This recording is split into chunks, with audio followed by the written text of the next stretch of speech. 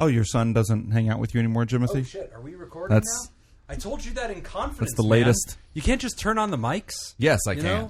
Well, I just thought we were pals. Well, it is. We're just talking about life. It is a sad day for Jim. Yeah. We do need to acknowledge this because I did hear the news today, and I want to pass on my condolences for your loss because I know this is very serious, and I know you really looked up to him, and he was a hero to you. Oh my God!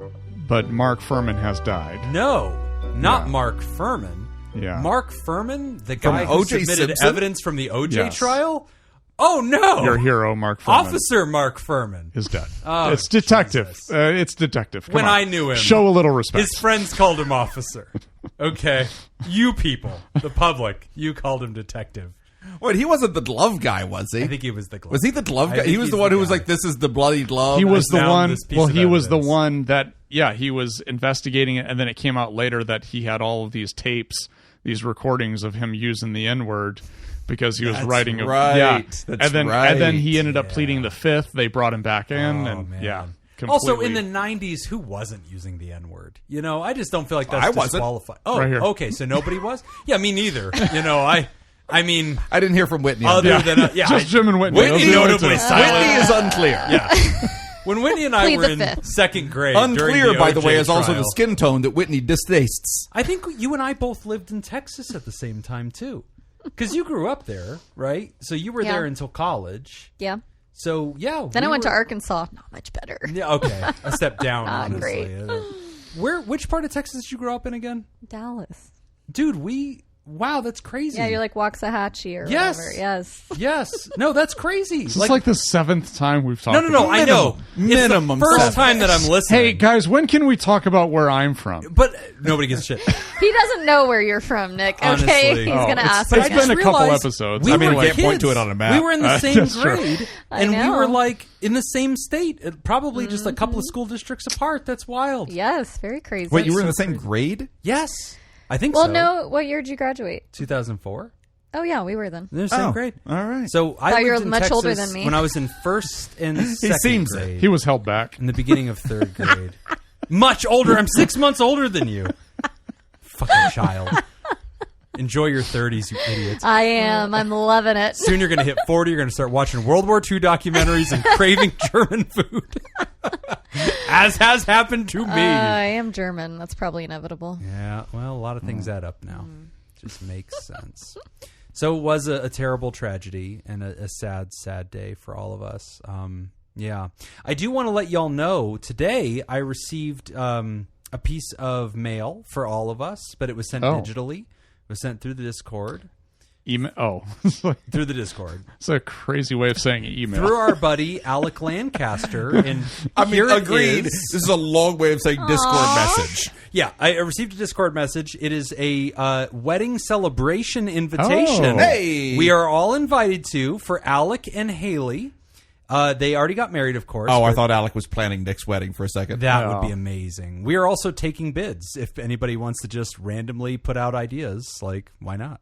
We could do that. There's a Patreon level. You can always submit ideas. Yeah, we'll take Doesn't the ideas. matter. It doesn't mean anything's going to happen with them. It is going to be... Submit them to Laura. This is kind of Nick funny. and Laura. I'm gonna actually promote another podcast here. Whoa, we've talked about this, man. I know. You gotta but it's stop. kind of funny. It's we relevant. barely promote this one. It's relevant because it's Mental Health Awareness Month. God damn it! This is our whole push. We do this 1 month out of the year. Podcast I listen to, they're from Australia, Hamish and Andy. Oh yeah, you've talked about these guys, so Andy is getting married, so they decided to play a game where they had the other two on the show. They had a 1 point, a 2 point, and a 3 point idea, each of them, progressively getting more extreme. I like it. And they had to Andy had to pitch them to his fiance. Oh, seriously, pitch them, but he gets points for each idea and recording it. Oh yes, and if your idea gets accepted, then you get these points. Oh wow, you should get and points like, for the pitch. That honestly, that is a great idea. Oh wow, yeah, so we but need I'm to not hear about at least one of these ideas. So they're golfers. They're all three golfers. So one of them was they were going to have a special ball made that you could put the rings in. Oh, yes. And instead of the best man handing them, the best man was going to chip them up. Yes. Oh my gosh. And he's been working on it all week. Don't worry. If the best man could miss it 50% of the time, it's really good odds. If the best man could miss it 3 times and the 4th time Nick could aggravatedly like huff over and get it. Yes. That's actually exactly what I'd like. Yeah, and you know what, Jacob? You bring up a really good point. Nick, who's your best man? Me, obviously. I would be so fucking I'm actually curious. both of Actually, their what I'm best doing- men and one. Like, Here's the thing. Yeah. Matron of honor is the word you're looking In for. all- Could it be me and Whitney? In all seriousness, I am holding tryouts. Are you for real? Yeah, I'm gonna hold tryouts. I would give the best speech. Can I do my tryout right now? I would do so good. Sure. wow, on the fly. I think you should make me the best man, not because I want to be your best man, nor because I think I should be your best man. But I have 2 points in my favor. 1, I think I'll throw a good bachelor party. No. Oh, shit. Yeah, Fair. He's probably got me on that. I think Yeah, I'm dead absolutely. to rights. That's just smart, B, Nick. 1B, I think my bachelor speech at the wedding will be really good. It'll be memorable. Okay? Memorable. Reason 2, Jim will hate it. Yeah. So I already hate it. I hate that you're talking. so much. I'm Jim's upset eyes right are now. like seething. I'm going to cry. Is that what you And want? honestly- Is that what you want me to do? Because I'll do it on Patreon. It is something that would make Jim so be so genuinely fucking mad. furious. If you pick somebody like And Ben we or could- something, I'm and we fine with could it. watch. If you pick Jacob, I'm going to fucking lose it. And we could watch. I'm going to go in real Bridezilla on this time. shit. Every week. We could watch the deterioration. Hold on. You could write a As Jim slowly decays into We fucking could madness. kill Jim. you could write a paper on this. Hold on. Here's what Nick will say Okay. to his rebuttal to that will be what it always is. Don't do that because I'm the one who Yeah. has to deal with Jim. Break If Jim. That's breaks not- down. it's his That's problem. Not what you That's think not it as is. much of a selling point as you Yeah, think that's it is. what Nick's That's saying. right. Nick, I have a rebuttal Okay, to Jacob's proposal. Hold on. Okay. So that's Jacob's proposal. Yeah. I will take it into consideration. Yeah. Okay. Thank you very much. You got it. Don't call me. I'll call you. Yeah. Yeah. I have okay. I'd like to All right, counter. Jim, Mine go is ahead. specifically a direct answer, though, to what was just said. I don't Okay. have novel ideas. I have responses. 1, I'll throw you a bachelor party that will still result in you getting married. I think a pretty that's- big deal. Is it All married right? to the lady you eat Jacob's the sushi bachelor off of party? that you mentioned? Married to who? To who? Jacob's bachelor The party, Lord. all bets are off, bro. Yeah, it's you might Vegas. wake You up could be in married to anyone. Tijuana, just covered in coke. How many I divorces thought do you you were think going I've to say covered in caused? something else. I mean, not directly many. All right. All right. I think you were cited in the list of grievances. Is it greater than 0? Yes. We all know it's bigger than 0. I think if you count The alligator is eating podcast. the other number.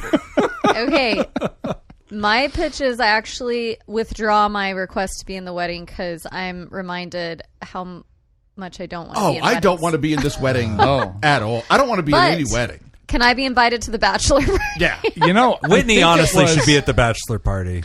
I want to go to that. That's a solid. Yeah, I think think it you was- should be. You should honestly. You should be at both. I feel like if Laura does something, you're there. If Nick does something, I would be fine with Whitney being there. I think it was Albert Am I Bandura who invited? said I guess I should clarify the that. best person to be a leader is the one who doesn't want to be a leader. Oh, And I think that's also I don't want to be the wedding best parties. man. I don't want to do it. The best people to be part of a wedding party is the ones who don't want to do it. I don't think that's a true I statement. don't think that's Let's what not- you want at all. Don't I like pick where your me. head's at, though. Don't pick me. I understand what you're trying to say, buddy, but these people have to do stuff. Yeah. I feel like there could be. You want them to do stuff. You know what? I actually am maid of honor for my best friend whose wedding is like 2 weeks after yours next Yeah. year. What are so the that's don't pick me. responsibilities of a maid of honor? What do you have to do? Oh, maid of honor is a pain in the dick. Is it a pain in the ass? Yeah. What do they have I've to do? learned over Yeah. time. No, it's a ton of shit. My best man was And my dad, and he was shitty at it. He Like- was the fucking worst. and like He didn't he even stay available? for the goddamn wedding. What Jacob would he describe as maid of available honor next stuff. year? I'm very curious. Not that I've done it already. No, Dude, that my would dad piss him off. My dad That is your would best piss man. him off even more than Jacob. I'll hit you with my car in the parking lot. That's what's going to happen. I'm going to pick Jim's dad. I hope as you my can best golf man. from a wheelchair, because that's what you're going to have. That's what's your new reality. I'm sorry, you were saying matrons of honor are important.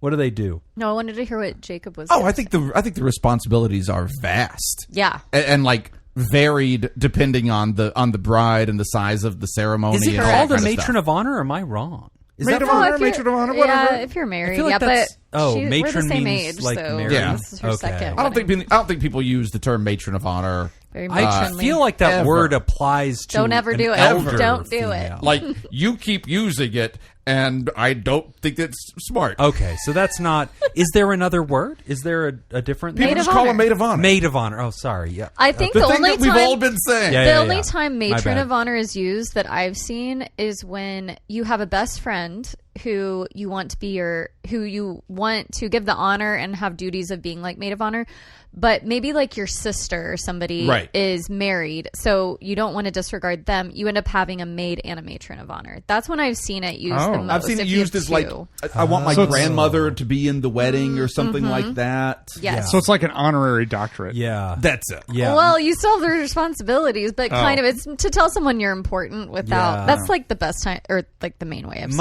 it my used. wife had a matron of honor. It was her mom. And so like Yeah, yeah. her mom was her matron There of we honor. go, My yeah. dad was my whatever. Your the mom, fuck their your parents best were man. in your wedding. Dude, we were children. Yeah. We needed them to be there You for didn't have legal friends? reasons. Okay. They needed to sign the paperwork. They weren't 18 yet, so we couldn't damn. fucking do it. Yeah, Jesus wasn't there to sign off, so we needed them to do it. Yeah, don't take your time, kids. If you're listening to this Just show, invite me to the bachelor party. which Dad has told you. All not right. to. Well, thank you. That was very Now you have to underwhelming. choose. Gotta be honest. I don't. Okay. I don't like any. Do you have of a lot these of candidates applicants so far. Well, you fucking pick from what you got. Well, you So- could always pick your dad. Apparently, Yeah. that's I the guess, thing. I think Oh, you should. ballsy move is to pick Jim's mom. Fuck you. She would do it. She's coming Fuck next you. weekend. She also officiates weddings. She's You also could get her to a do that. delight. She's like really passionate about Do y'all have officiating. like an officiant since y'all are like Also, not Jacob and religious? I are both available to co-officiate if you want us to. We've talked about it. We're not don't have available to say who it is, to but I'm co-officiate. I'm not available to co-officiate.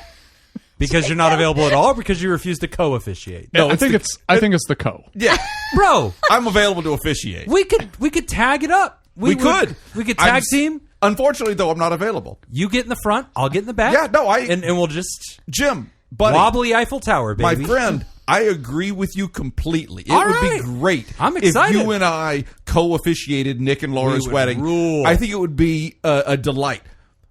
Sadly, I'm not available. Okay. whatever day that. Yeah, I'm The not date available. hasn't been announced. I'm not available so- to co-officiate. I'm sorry, buddy. Okay. Yeah, sorry. All right. Well, side Yep. side Nick, what were you question. saying? Question unrelated to the Nothing. previous question. Would you be available to officiate a wedding? Oh, next yeah. year? Yeah, no, for sure. Huh. Okay. Yeah.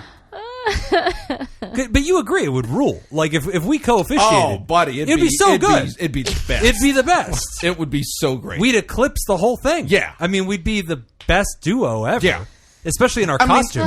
would best be couple. would be we perfect. would fucking rule. We would be perfect without overwhelming the bride. Not and at groom. all. I think would be tasteful. A I think gentle would be. Honestly, I think that most people would use the words "a delight." I like that phrase. An afternoon delight. Yeah. Sadly, Afternoon delight. I'm just not available. That would be nice. Although I was really kind of hoping you guys would wait tables. Yeah, no, if that's I'm what I also have to not do to available. go. Oh, not available. Also not available. okay. I'll do All right. it. I mean, I consider You'll that do part of anything my I tell you. best man duties. You know what? That's is what a you're good- looking for that in a is- best man, dude. He's kind of winning. I'll do going whatever you right. tell me to do, and I'll take the fucking blame. I- I was like, whose idea was this? It was Jim's. You know, Goofy Jim. He thought it was a great idea for us to go to No, Colombia. I would never do that. You know why? Okay. Because then she'd be right. She's like, I told you it was a bad idea to have him involved. Did Laura really say that? She's never said that. No, she didn't. Oh my God, Laura talks about me? Okay, all right. She knows who I am. What was the... Shit, I wasn't ready. From fabulous Las Vegas, Nevada, this is Pod Therapy. Real people, real problems, and real therapists. You can submit your questions anonymously at podtherapy.net or email us at podtherapyguys@gmail.com. And now, broadcasting from the unnamed studio, that's Jim, that's Whitney. I'm Nick. It's time for some pod It therapy. is time. So just so you guys all know, for we've some been wedding invited planning. to Alec Lancaster's wedding celebration. It's in Illinois. Great. It's in August. Great. He sent me the actual guest list as he sent it to the venue. Great. It is Jacob. By the way, inviting any of us anywhere outside of the Mojave Desert in August, solid move. Yeah, You know no. what? You have a shot. That's your best shot. I'd say 50-50. You're shooting your shot fine. Not impossible. Except yeah, we can't make it to HoboCon. Like, I'm still listening. HoboCon's can't in we like make the it fall, isn't No, it? it's not. It's in August. The hottest. When is that? August? Yeah. So What? how this close? is actually... Iowa, Illinois. You may not know this, but they share a border. It'd be really easy Which to go one? to HoboCon and then just scoop on over All right. to a wedding. Scoochie scooch. So you're playing with a dangerous game, my man. August 1st is Alec's wedding celebration. Okay. I feel like... It's going to be in Village of Lakewood, Illinois. And we're clear to talk about this on air in front I of, have no fucking clue, but he knows what he signed up for.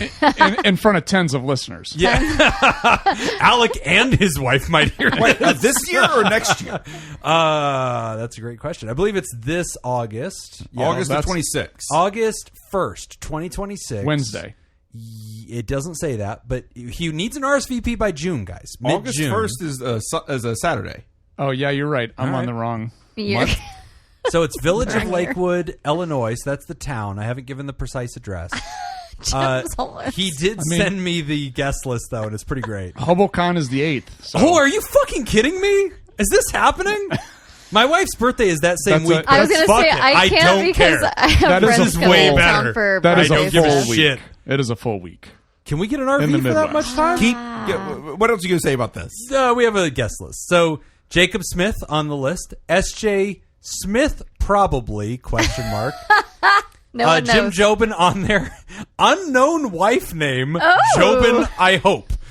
is on there. Unknown wife Plus name. Unknown Child 1 and Unknown Child 2. Oh, so both they got the kids invite. Invite. Nick Tansman. Do they have plus ones? On the list. Can the kids bring dates? They did not get plus one. Oh, that's too bad. Laura almost Tangeman, unless Aw. you're not taking his name? Question Oh, mark. I love the Also on there. respect in here. Oh, we got to talk about that. Whitney, I don't actually know your last name. That's fair. And Peter, hashtag save Peter. Yeah, Yes. he Yeah. needs Yeah. saving. So that is the guest list. It's Whitney Don't Pew save Pew. him. Whitney. She's You French. don't wanna Pew, be Texas. It's spelled the way it sounds. Yes. Pew Pew. Pew. Le Pew. Le Pew. So, so we're on the guest list. Can we sponsor a table at HoboCon? Like, I feel like at a minimum we should be doing that.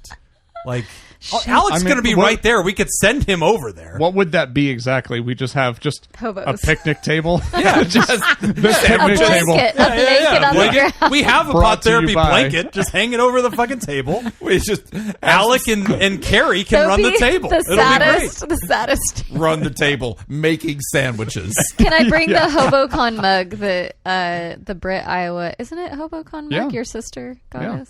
I have that Yeah. still. It's my fave. They still refuse to call it HoboCon, right? Yeah, they do. Oh, I'm What sorry. are they What is actually it call it? actually called? Hobo Days. Oh, HoboCon is Better. Honestly, it's it's a simply convention. superior. Yeah. Way we've been more talking about it professional. for the last 3 years. I only think about it as HoboCon. Yeah, Yeah. I didn't know there was Yeah. a name. Hobo Because days. it's better. Yeah, it is. honestly. Like clearly, I don't remember the real name. I just remember that it's worse than HoboCon. We're good at branding. Anyway, welcome everybody to Pod Therapy. It is still Hello. Mental Health Awareness Yes. Month. We are taping What? this one early, so that'll probably factor in. If you are listening to this right now, that means that my interview with Emma the intern has just aired Whoop. this week, this Whoa. Monday.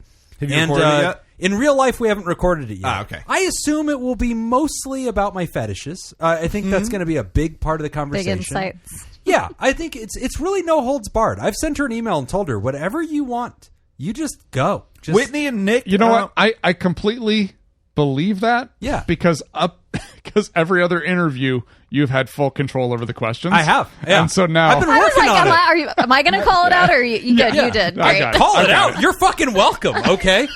I'm the one that went and aggregated listener questions, which ultimately got used on Jacob. After listening to that, I was like, all right. I really want to be Test more dummy. intimate, so I wrote her questions, and I was like, take that to Nick. She did. Your interview went great. After that interview, I Wow. learned more, and I was like, hey, ask Whitney these questions. Whitney asked none of those questions, or Emma asked none of those questions. and went with the Nick questions. Thank you. Doing great. So yeah, my questions may be different. Who knows? I think I She's will be use your writing own questions. I think the three of us will be writing questions. This week. There is time to do that. We're going to use our that text thread that we have that we don't have Jim on. Yeah, perfect. We'll do that. Text and we'll me coordinate later. questions. Yes. You just want me to cry. I do. That's what you're doing. That's what you're doing. Live on air. It's going to get weird. It's going to get really weird. Speaking of live on air, we are going to be airing a live episode of this show on Sunday, May 31st. Sunday fun day. Probably in the evening. That's usually when we record. But if you are at patreon.com/therapy, you don't have to wonder because we're letting you know about it. And as you're hearing this episode, you are getting an announcement this week letting you know when it is going to be so you can attend live. It's probably going to be aired on YouTube. You know that already if you're at Patreon, but weeks in advance, I don't know. Probably YouTube. That's where we're trying to build traffic. So, yeah, you can jump in there. You can enjoy the chat. So if you are listening to this, there is still time. Go to patreon.com/therapy. Sign up at any level. You will be notified about the live show. It'll be a lot of fun. Also, thank you to those of you who've been buying the gift memberships. People are taking them. That's so cool. It is love the this community. sweetest. Yep. And also thank you to the folks that have been emailing. We've been promising that if you just email us and say, hey, heard you have some free memberships, I'd like one. No questions asked. We will send you a link. And that's what we've been doing. And so people have been using these memberships. It's been great. So thank you to those of you who went the extra mile at patreon.com/therapy, bought gift memberships, and then messaged us, said, hey, here's the link that they sent me. We recycle that. People are using them. It's been really cool. And people have been very generous buying year-long memberships to the directory. So it's been really cool. So people are getting that. It's awesome. Remember, for Mental Health Awareness Month, if you're at the Therapod level and up, you're getting the video episode. Dun, dun, dun, dun. You can see us right now. We're all waving at you, except for Jacob. Jacob's waving one finger. Jacob does what he wants to do. So it's been a really fun month. We really love and appreciate all of you and all of your support. May is a month that a lot of you re-up for the year and sign up for your memberships, and we just really appreciate that. And we hope that you continue to get something from this project. Thank you for doing it with us. It's a people-powered project. We don't take any sponsors. We have had people come along over the years, corporations that have said we want to be a part of it. Sometimes we've partnered, but it's not always a good fit. And so we're just really grateful that this continues to be just something that's powered by the listeners, the people that enjoy the show. They join our community. They're a part of it. So thank you, everybody that's a part of it. Thank you for making Mental Health Awareness Month something that matters in the world. So we've got some great questions for today's show. We're starting off with slow and steady progress. Hey, crew, I'm doing the work, like actually doing it.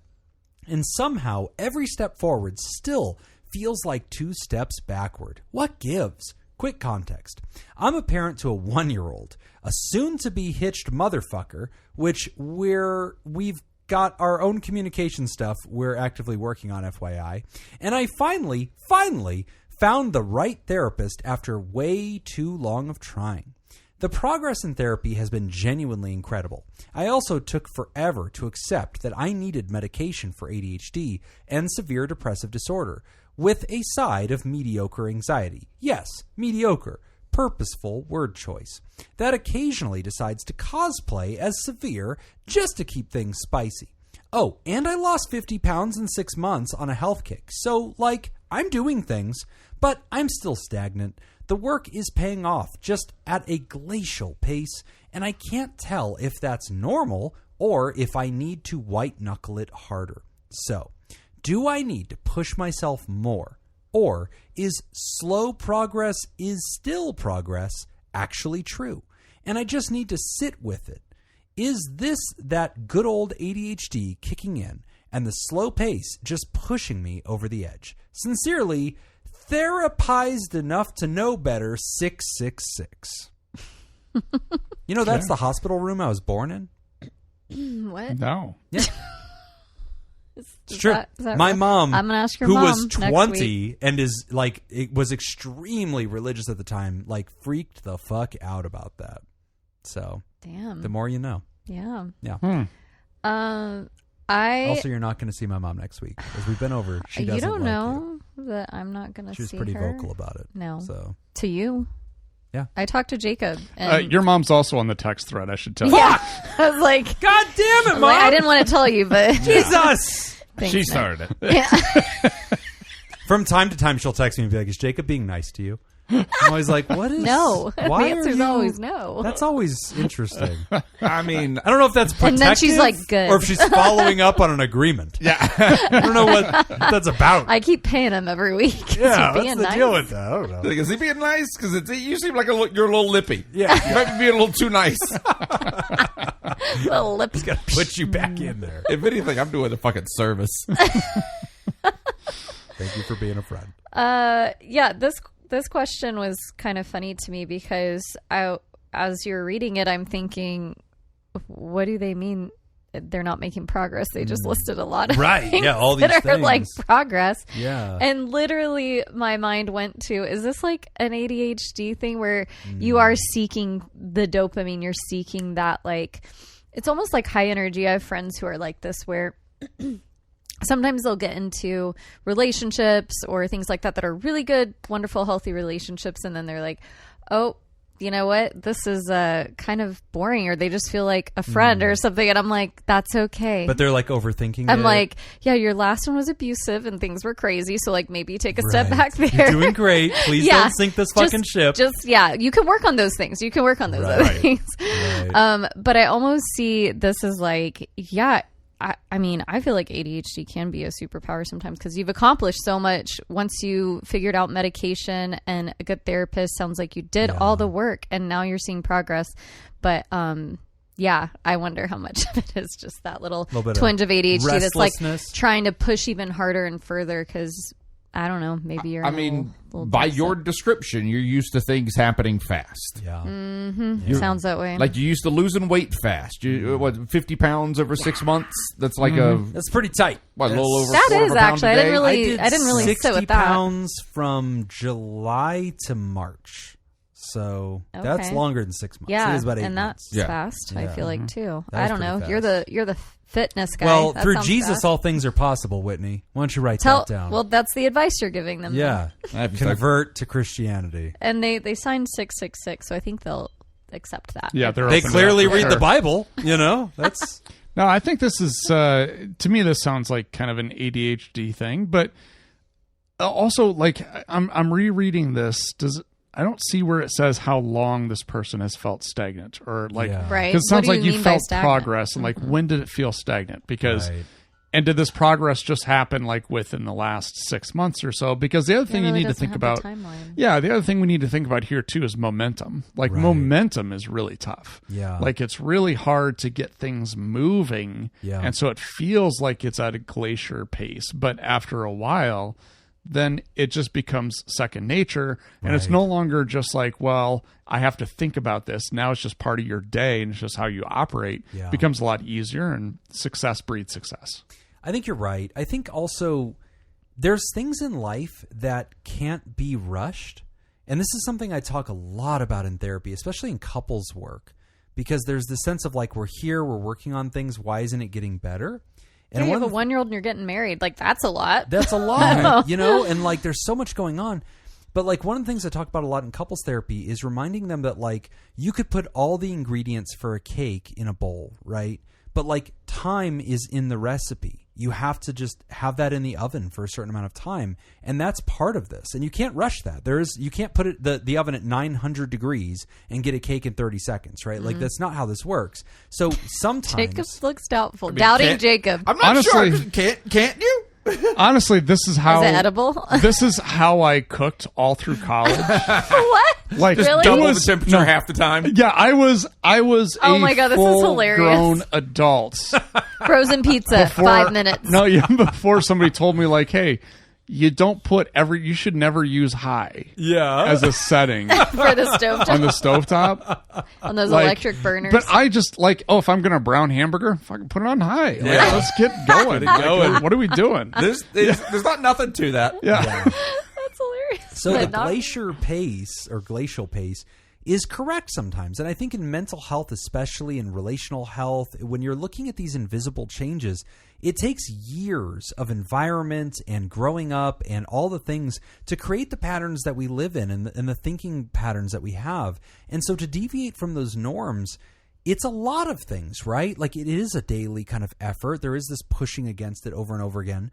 But I think the metaphor of like baking a cake or shifting the bend in like a tree branch or something, if you just try to rip it all at once, you rip off the branch, right? But you can change the shape of a tree or the tilt of a tree slowly, through firm applied pressure. And the same thing here with baking, right? Like you put all the ingredients in the bowl, you don't have a cake, and you toss it in the oven and pull it back out, you don't have a cake. Like giving time is an ingredient. And I think that's part of what happens often in therapy is people say like, it's been 3 sessions. Why haven't we fixed this yet? Yeah. And you have to kind of reassure them. Like, I mean, you're a little insulted, but you're also kind of like, let me teach you how this works. Mm-hmm. And that's the speech I usually give is that time is an ingredient in this process. I have a different way of saying it. I was going to say, let's hear Nick's analogy. Yeah. Is it going to be like golf? No, it's coming at it from like a drug and alcohol perspective. Yeah. Where they're like, how long is this going to take, for me to feel like normal in recovery? And I have to explain like, dude, you have been perfecting this behavior for 15 years and you've given me 4 weeks. Yeah. Yeah. Like, 4 hours. Let's be real here. Yeah. Like it's going to take forever. time. Yeah. I mean, people don't change easy. Like everything that you do, you get better at. Right. And so if whatever your issues were in the past, whether that's like, harmful, depressive thoughts, like, you've perfected that because you've done it over and over and over again. So it's going to take some time to undo all of that. Yes.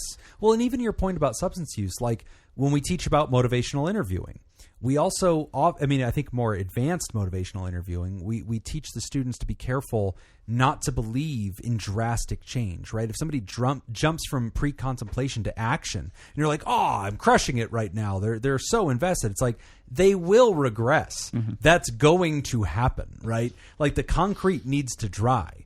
And people have to kind of pop back and forth between a regression to the mean, right? Like going back to their average, the best predictor of future is past. They have to do that several times on their path forward. And like the 2 steps forward, 1 step back model, and sometimes stagnation and just sitting in space, that's correct. That's part of the process. I didn't have a golf analogy until you asked about it. There it is. Challenge accepted. Challenge accepted. What I've done is called a best man setup. So I just want you to know. Very good. I'm here to make you look like a winner. It's like if I'm going to do a swing change, I'm going to change something fundamental in my swing. Okay. I could just do it quickly and from blondes to brunettes.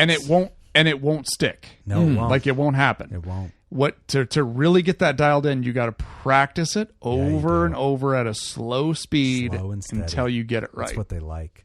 Yeah. You're no longer best man. I don't Shit! Fuck! Yeah, you fucked it up. You had a good thing going. Well, you're the one talking about swing and expecting me not to bite. Like, come on, man. You're right. Honestly, right? We all agree that's on him. Every time you say swing. That's the old parable of the frog and the scorpion. I don't know. Go on. It's his nature. Are you serious? Yeah, he knows it. What? I don't know this one either. The frog or the scorpion needs to get. Okay. Yeah. Whitney and I are too young to know this. Yeah, we weren't there whenever it was written by Socrates, so maybe you can tell us about it. I'll tell you later. All right. But no, I appreciate your point there, that there is this piece that is part of the way humans change is in this iterative, incremental process. And so to expect it too quickly is inaccurate and also wrong. Like, I fear that sometimes people push too hard, too fast in a different direction, and ultimately that's bad. You pervert. Come on, Whitney. Jesus, grow up. I'm just here listening. You give her a drop of whiskey and then just this. It's tequila. Brain right. Oh, it's tequila. That'll do it. And then she's just acting like you. Yeah. Just give her a little bit. Honestly. Love it. Whiskey with tequila, sober Jim. So what are you going to do? What do you guys think about touching on the idea? It's kind of cliche, but that it's in the journey and not in the destination, because I hear a lot of destination talk, like, gosh, I'm moving forward and then backward, like there's an end point, and it's kind of like all the things you've shared are a journey. Raising kids, a journey. Marriage, a journey. Like, these are things that you're going to be working on the rest of your life. Yeah, there's not an end point. Yeah. There's not a goal. Health, a journey. The goal is to just, like, at the end of the day, be like, wow, that was a nice day. Exactly. Yeah. Like, that's the whole goal of anything that we're talking about, right? Mm-hmm. Like, it's like, oh, I had a really nice day today. Yeah. And then, like, tomorrow, like, I hope we do that again. So I have a metaphor that I think captures this. I play a lot of golf, as many people know. Mm-hmm. And like, the goal of golf is not to have one good swing. Yeah. It's to like keep doing that over and over again the majority of the time, you know? And to really get in there deep, you know, in like a satisfying shoulder to shoulder kind of way. You just an adult woman lives with you. Yeah, she didn't marry me though. So like a child married me. She was 19, right? So that kind of makes sense. Yeah, it's not like I could get like a whole ass she's kind of locked in at this point. Right? Yeah, I've got 2 fucking kids and a mortgage. Yeah. She's just losing if she walks. So at this point, I mean, at least get the kids into college, I guess. Yeah. That's the goal. That's the agreement. So we got some time. It'll be fine. I don't get it. Yeah, I know. Honestly, that's what the listeners want. They don't want a Jim interview. I think their questions are for Mrs. Jim. That's right. Baby Jobin, we don't know. We have so many questions. Mrs. Jim, we should. Number 1, what were you thinking? I was going to say, can we just write them down and trust that Jim will bring back the right answer? No, give them to Emma. Yeah.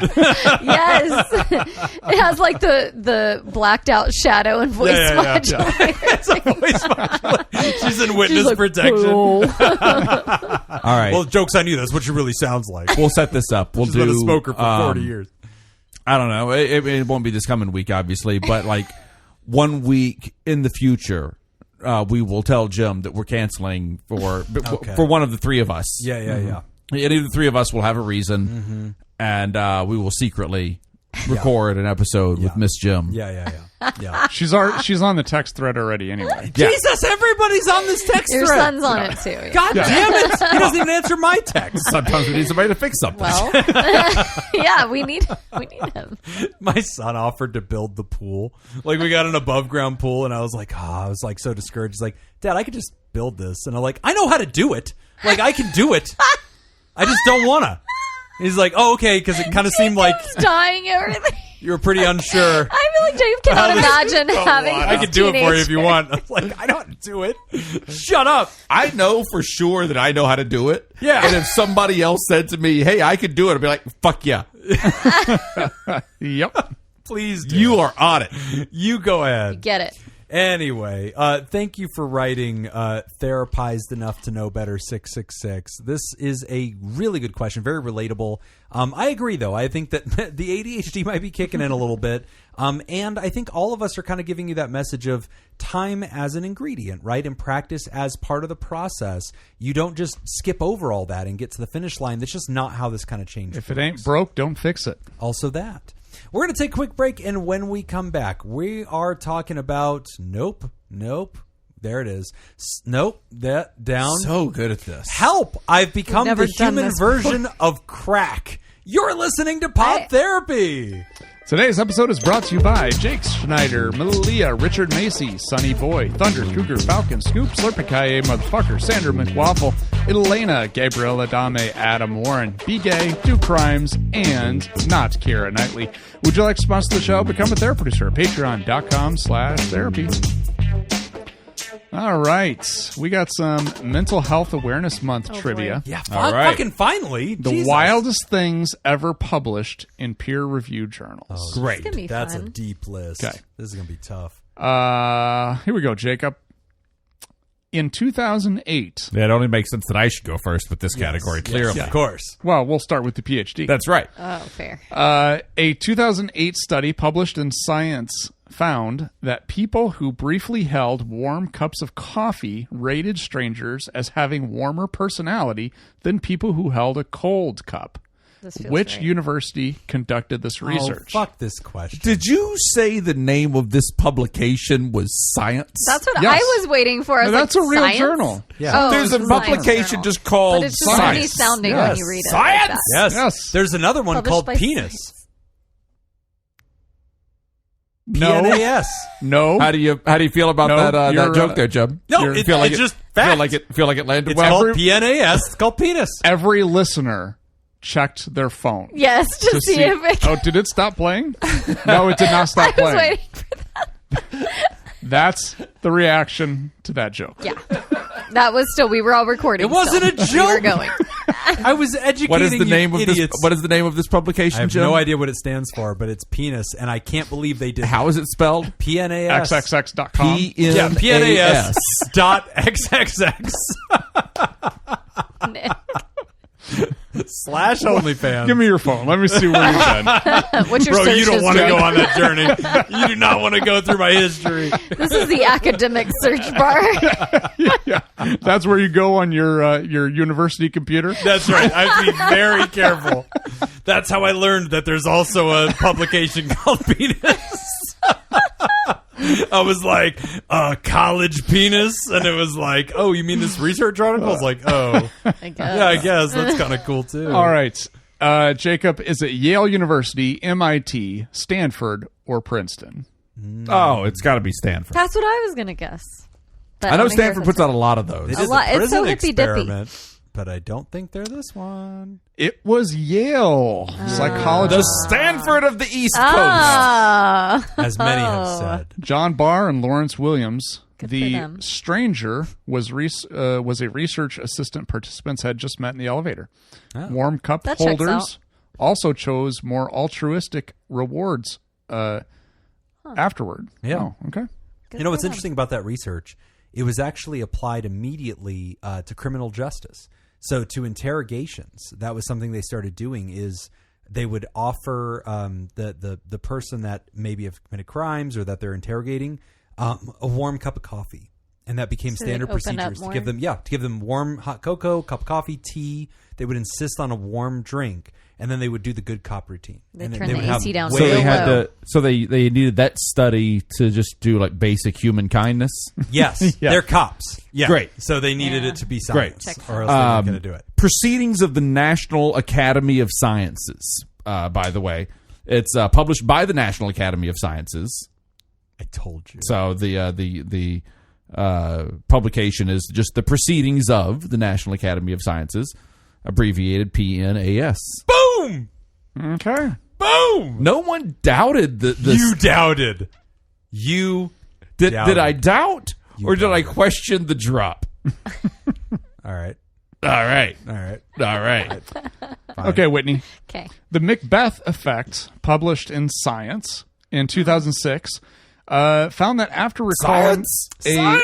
morally questionable act, people showed a strong unconscious preference for what? Licorice. For kings. A, Scottish eggs. They're so good. They are really good. affirming their core personal values through moral language. B, charitable acts they believed would offset their recalled behavior. C, physically distracting themselves from others in social settings. Physically distancing themselves from others in social settings. Or D, cleansing products like soap, antiseptic, or other non-cleansing products of equal value. Got it. Can you reread the question? That was a lot of answers, so Yes. I need to The remember. Macbeth Effect, published in Science in 2006, found that after recalling a morally questionable act, Then people they did showed a strong unconscious preference for what? There is one of those that I will say, boy, that's a great answer for the name of this thing. There's Sure. one of those that I'm going to be really angry if that's the name of it because it's not I've accurate. never read Macbeth. I know. I'm trying to think. It's like Oh, I've done Does that it? show several times. I know. See, Jacob should have had this one. Yeah, I'd probably get it with just I don't the know. context. B. I can't even remember all the options. So Charitable acts they Yeah. believed would offset their recalled behavior? No. dang. I don't think it's B or C. What do you think it is? I think it's A. I hope it's A. Affirming their core personal values through moral language. Sounds Because good. that one would make a lot of sense in the name of the thing. Macbeth. Yeah. No, it is D. See, and that's the one that they was going to make me mad. Oh. That's what I was They, afraid it was going to be. Just wash showed it. a strong unconscious preference for cleansing products. And what is this thing called? The Macbeth Effect. Yeah. That should be called the Lady Macbeth effect. Oh. Because in Macbeth, Lady Macbeth is the one. Oh wait, am I wrong? They'll let you know. No. Listeners will let you know. I They think will let you know. nope. I think I'm wrong. I think it is Macbeth who does the out damn spot. There's an out damn spot monologue, Okay. and now that I'm saying to it out loud, cleanse it? I think it is Lord Macbeth who does Lord. that monologue, and not Lady Macbeth. Okay. But it might be Lady Macbeth. So they have a strong... They want to use cleaning products. I am so confused. Right? I thought Macbeth had like a huge vault of money and he'd swim in it. That's McDuck. Yeah. I would like D, please. McDuck. Yes, correct. Yes! All right, Jim. A 1992 paper published in the peer-reviewed journal Social Forces argued that a specific genre of popular music... It is Lady Macbeth. ...was statistically associated with elevated suicide rates in markets where it dominated radio airplay. Okay. What genre? Was it A, heavy metal, B, blues and souls, C, country music, or D, classic rock? This is honestly hard. The one I'll take off the board is classic rock. I don't see any correlation with that. I could see the metal thing because I think... But no, you know what? I would take off metal too because I feel like that's one of those things when it came out, because it was so angry and violent, people associated it with Read the question again if you would. In 1992, a 1992 paper published in the peer-reviewed journal blah, blah, blah, that's not important. A specific genre of popular music was statistically associated with elevated suicide rates in markets where it dominated radio airplay. Huh. What genre? Yeah. I don't think it's going to be classic rock because I don't see... That's too universal. Okay. I feel like hard, like metal or whatever... What year was it? 92.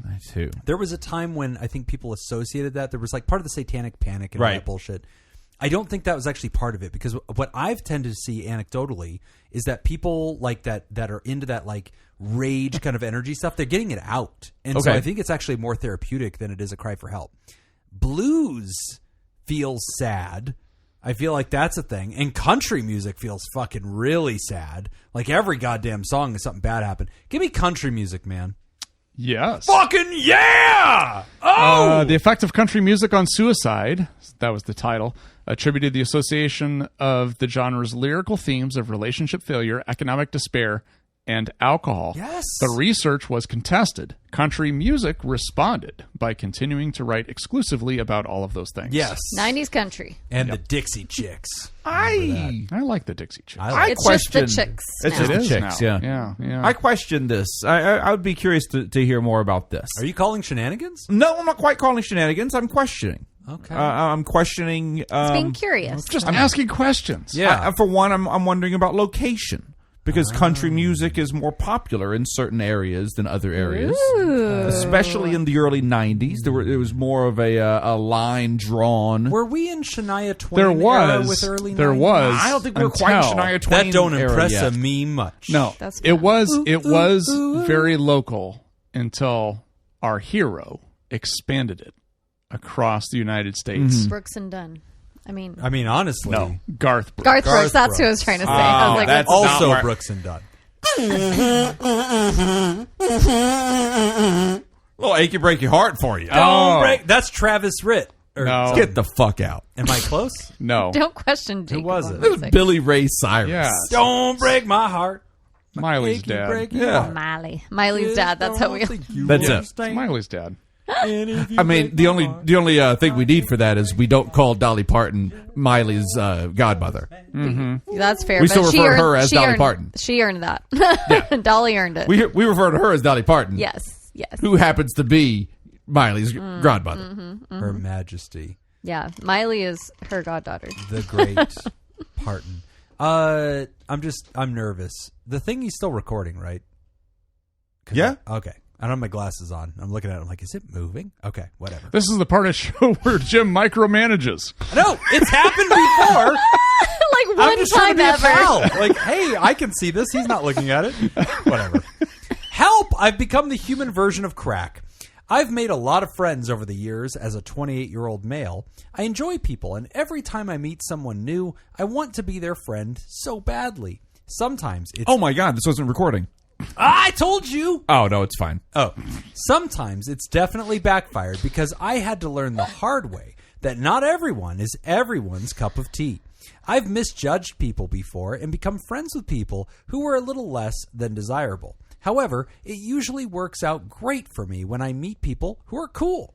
Now, for more context, with the friends I have, I usually end up picking one person I can hang out with who becomes kind of like my best friend of the time. Those people rotate in and out with the flow of time and life. But what usually happens, and the only reason I'm saying this is because it has happened more than 5 times, is that my current friends will begin to argue with the new friends I make. I feel like this is my fault because maybe I don't give everyone enough time, but I also understand that I can only hang out with as many people as I realistically have time for in the weeks and years, along with all the other things I like to do. My childhood best friend and I had a falling out when I was around 19 years old, when I lost the only person I could talk to about everything. I found myself looking for another person to fill that role. I think that is when this really kicked off. I went out of my comfort zone, learned how to make friends, and got pretty decent at it. When I talk to my childhood best friend now, as I gain and lose friends throughout my life, he refers to the effect I have on people as me being, quote, a human version of crack. He says I am so high energy and enjoy laughing and being happy so much that people cling to that part of me. He also says that I collect friends like toys and then toss them away when I'm done with them. I don't believe I do that at all. I just love meeting people. When I'm asked why I enjoy making new friends and talking to so many new people, I always say that there are so many people in this world. They're all living their lives and have stories that are vivid and insightful. Caring about another person's life is so rewarding. I only have one experience in life, and I enjoy what I've learned so far. But I think about how interesting the lives of the people around us are. Someone you're sitting next to right now, or someone you pass on the sidewalk, could be living a version of John Wick's life, and you would never know.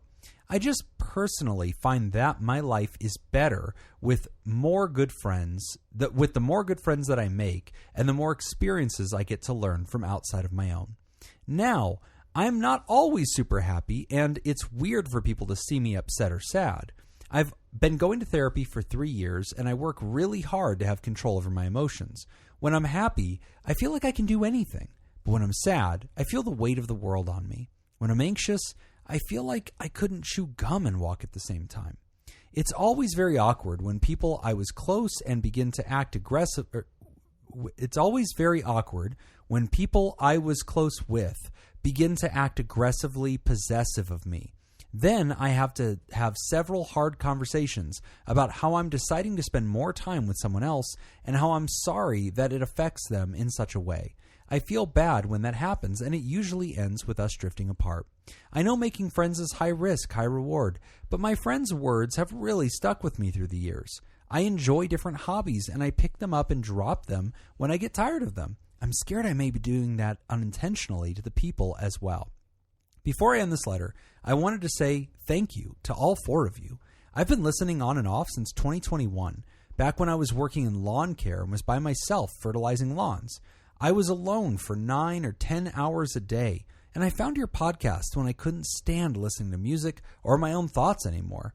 I've learned so much from you guys and laughed out loud more times than I can count. You all helped me through my little brother's failed suicide attempt. He's usually really good at everything he does, so you can guess how happy I was that he screwed that one up. And I was able to get him and my mother into therapy through the information I learned from you guys. Great. And the experiences of all the TheraPals and TheraProducers. Picking up Whitney was a great surprise when I was listening on and off throughout the years. Last Mental Health Awareness Month, I became a TheraPal. And once I get past my social anxiety, believe it or not, I will talk on Discord. Once I graduate school in October with my bachelor's degree, I would really like to up that as a reward to myself. Thank you for everything you all do. You guys rock. Signed, Anonymous. Thank you. That's awesome. A sweet letter. Oh, my goodness. Yeah. That's really nice. Super impactful.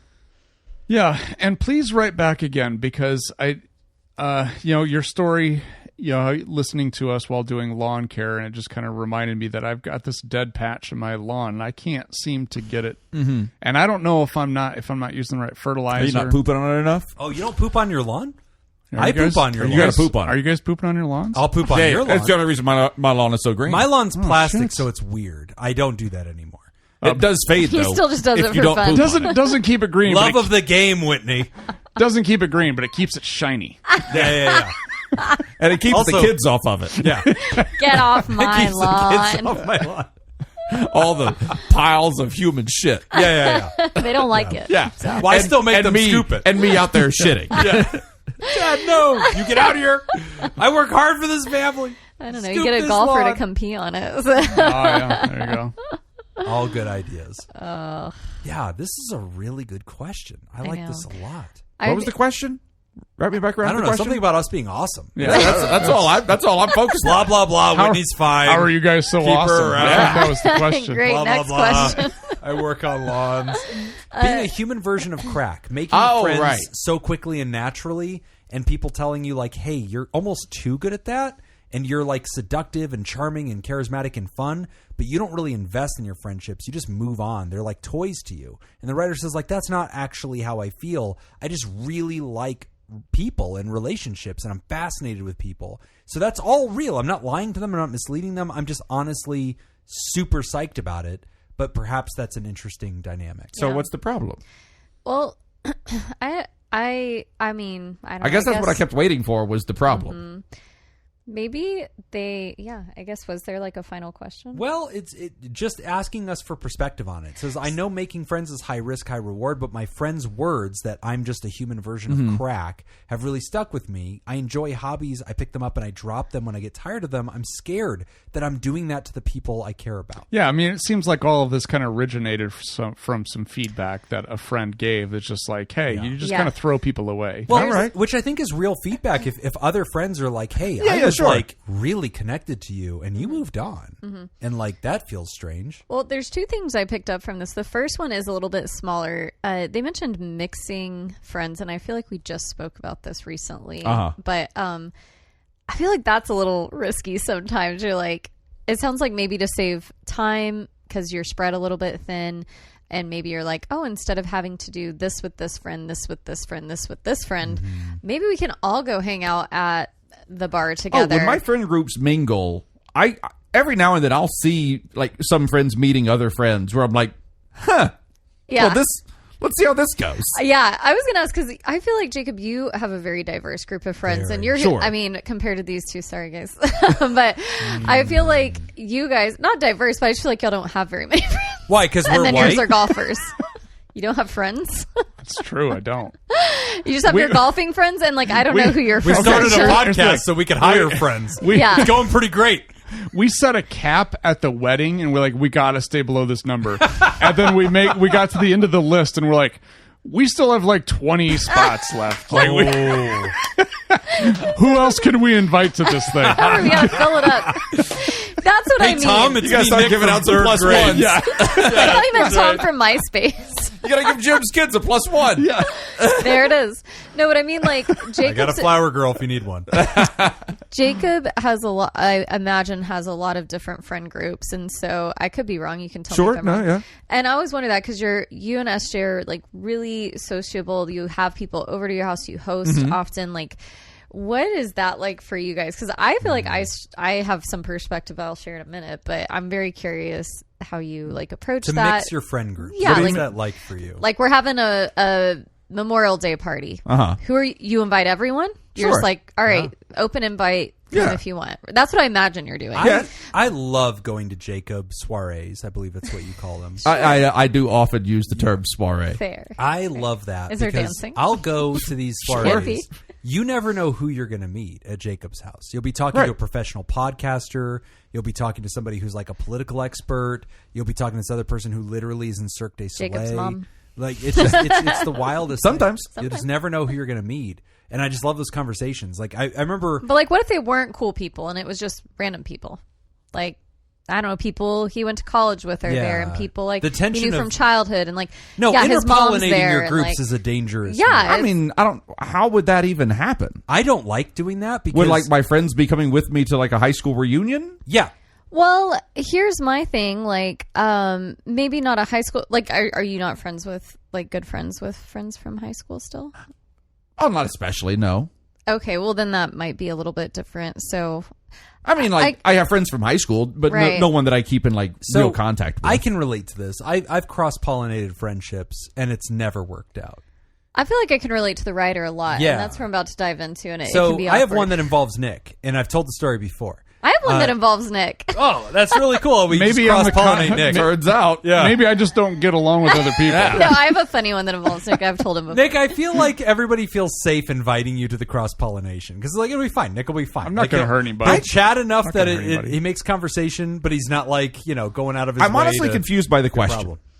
I guess I'm wondering, is there ever any weird moments with people you invite to these groups? But it sounds like from Jim kind of describing these are the people that are at Jacob's parties. Those are pretty like outgoing. I wouldn't say outgoing, but like I feel like the three therapists in this room are one end of his spectrum, and we've integrated pretty well with like his Cirque du Soleil friends. No, I wouldn't put you guys at the end of that spectrum at all.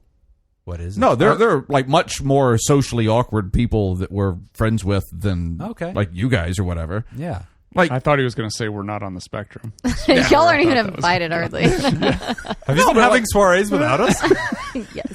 Well, I just kind of assumed that all of the adults will handle themselves like adults. Yeah. And like, if they don't get along or they don't share beliefs or whatever, and like, all right. So like y'all can sit around and talk about it or don't. Yeah. Sure. I've had this blow up in my face. So there's a group of people that I grew up with that call me Jimmy. And so like a lot of like who I am as a person defines like these different groups of people. So like family and people I grew up with call me Jimmy. And then there's this break into my adulthood, which is a very specific sphere of my adulthood, where I became Jim. I never went by James. So he now goes by Jim. Jim. It's a soft J. Yeah, I got like I think Jimothy is Fjord. I think Jimothy is what we picked up. Jimothy's been in there too. I think you started seriously going with Jim. So Jim. This has actually happened to Nick. I'm sorry. It's pronounced Jim. Jim. The C is silent. So this has happened to Nick now multiple times. One of the times that it happened, we were at Big Five. And do you remember this? Yeah. What is Big Five? I mean, it's a sports goods store. Okay. Yeah. So we're there. I'm with the kids. We're going to like Wet and Wild or something like that. So we're getting like sun hats or something like that and sun shirts. You and Nick are there? Yeah. No, I'm with my kids. Oh, okay. And then Nick wanders in and he's like, "Oh, Jim, what are you doing, buddy?" And I'm like, "Oh, these are my kids." And I'm like, "Kids, this is." So at the time, Nick and I said, were "These are working your together. kids?" We had no podcast. Oh, this is so awkward. So we had no They're podcast. I knew Nick as just another therapist in the community. We had worked together. Oh, pre-podcast. Yeah, this pre-podcast. We were working at West Care, and then I don't even think we were working at Las Vegas. Maybe we did work at Las Vegas Recovery Center. Yeah, I think we did. This is the very beginning of us working at Las Vegas Recovery Center. So I would see Nick for like half my week. I'd go to him for like 2 days and work at the program that he ran. And I was just the therapist on staff under his leadership. So he's kind of my supervisor. And so here comes Nick. He's kind of my boss. And I'm like, "Oh, hey, Nick. It's nice to meet you." And he's like, "Oh, these are your kids?" I'm like, "Yeah, these are my kids. And this is my therapist, grown-up coworker guy who's my boss." And then Laura walks in right behind him. And she goes, "Jimmy Jobin? What are you doing here?" I'm like, "Laura, it's so good to see you." And Nick's like, "What the fuck?" This was how you found out they knew each other at Big Five? So he turns to Laura and he goes, "Who is Jimmy?" Oh, this is gold. Oh my god. She's like, "That's Jimmy Jobin. Everybody knows Jimmy Jobin." He's like, "It's Jim. Who the fuck is Jimmy?" Jimmy Jobin. I believe it's pronounced Jim. And this was the moment he figured out that Laura and I grew up together. I'm like, "Oh my god, that's so funny." Like, I grew up with her. We've known each other since middle school. So this happened again whenever I had a house party. I had For a people pool wondering, table. it's been asked before. Yes, Jim and Laura did hand stuff. Yeah. Over the clothes. Just hand We stuff, were though. kids. We didn't know what we were doing. No, it's so funny That's because just like a Las Vegas thing. Anyway. I think back to like the Laura I knew in middle school. The only way to learn. She was so funny. I'd love to compare notes to like the Laura you know as an adult. Because when I see her, I still think of like little middle school Laura. Like she was the When you funniest see kid. anyone, you think of middle school. That's girls. true. I compare everybody to middle She school was a Laura. hot It's just She is a hot, supple 19-year-old. She's my Aphrodite. She's like, I'm just glad you've gotten them up to there 19. she is. I always think about her. So years, or not that many years later, but I had a pool table at my house, and I was hosting this big house party, and I think we were doing like a big backyard bonfire and hanging out, and I invited like my fantasy football friends and just a bunch of pals, and I invited Nick because I was like, I think he'll get along with a lot of my friends. Like Eddie loves to golf, and he's my college roommate, my oldest friend, and a lot of these guys I grew up with. And so here we are. Nick's there. Nick is my supervisor again. He's still my boss. And he's like there. He's getting along really great. I think it was a fight night. Was it a fight night that I was hosting? Yeah. It was a UFC fight night. Yeah. It was like some big matchup. And I bought it on pay-per-view, and we did a whole night of it. We shot pool. We did a thing in the backyard. We had the big fight night. I had a full house. It was a lot of fun. So I invited pretty much everybody I knew, because when you pay for it on pay-per-view, you want to like fucking fill up the house. So I bring over Nick. It's just Nick. He's getting along great with everybody. And I'm in this weird balance, right? Because I'll walk to, 2 paces to my right, and I'm with guys that I've known since I was a child, right? And so like we have certain jokes, we have a certain vibe. I take 2 steps to my left. This is my first coworker friend as a therapist who's kind of my supervisor, and we are hanging out socially. The most we've ever done before this is got lunch. And like that was a big step, right? And Nick came. Like Nick will show up. Big deal. You invite Nick, he'll show up as long as it's free food. If he RSVP'd, was on board. he's not going to free pay-per-view, free food. He was in. That's also true. So I remember being so humiliated in front of Nick because we're chatting, and I'm like trying to behave like a grown-up in front of my like professional friend. And I think I'd even warned some of my friends, like, hey, I have a coworker coming, so like knock off your bullshit. Don't do anything embarrassing. And my buddy gets drunk, and he just fucking bends me over the pool table and just dry humps me. And he's like got my head pinned down with dry humped you. Yeah, his entire fucking forearm has got my neck down, and he's just going to town. Like just having his way. Because I think I lost in the pool game. He's just like, woo! And so he just mounts me right in front of Nick, and I'm like, this is Nick, the worst day ever. Why were you embarrassed by this? Those are the rules. Those are the rules of pool. We were playing for dry humps. This was the exact moment where Jim's son became the man of the house. Yeah. I handed my pool cue the first to my time he son. beat his dad at pool. Yeah. I said, avenge my honor, son. His son came in and said, I'm so disappointed in you. Yeah. I'll never he be was able to look playing you in the against eye his again. son. It was his son who he was playing against. His son dry humped him. That's right. Into submission. He just beat me into submission. Over my... So, to your question, Whitney, cross-pollinating the friendship groups, especially with coworkers, when you don't work in like a field that's a little bit more like artistic and now stuff. That I'm thinking it's about intense. I don't experience this at my parties.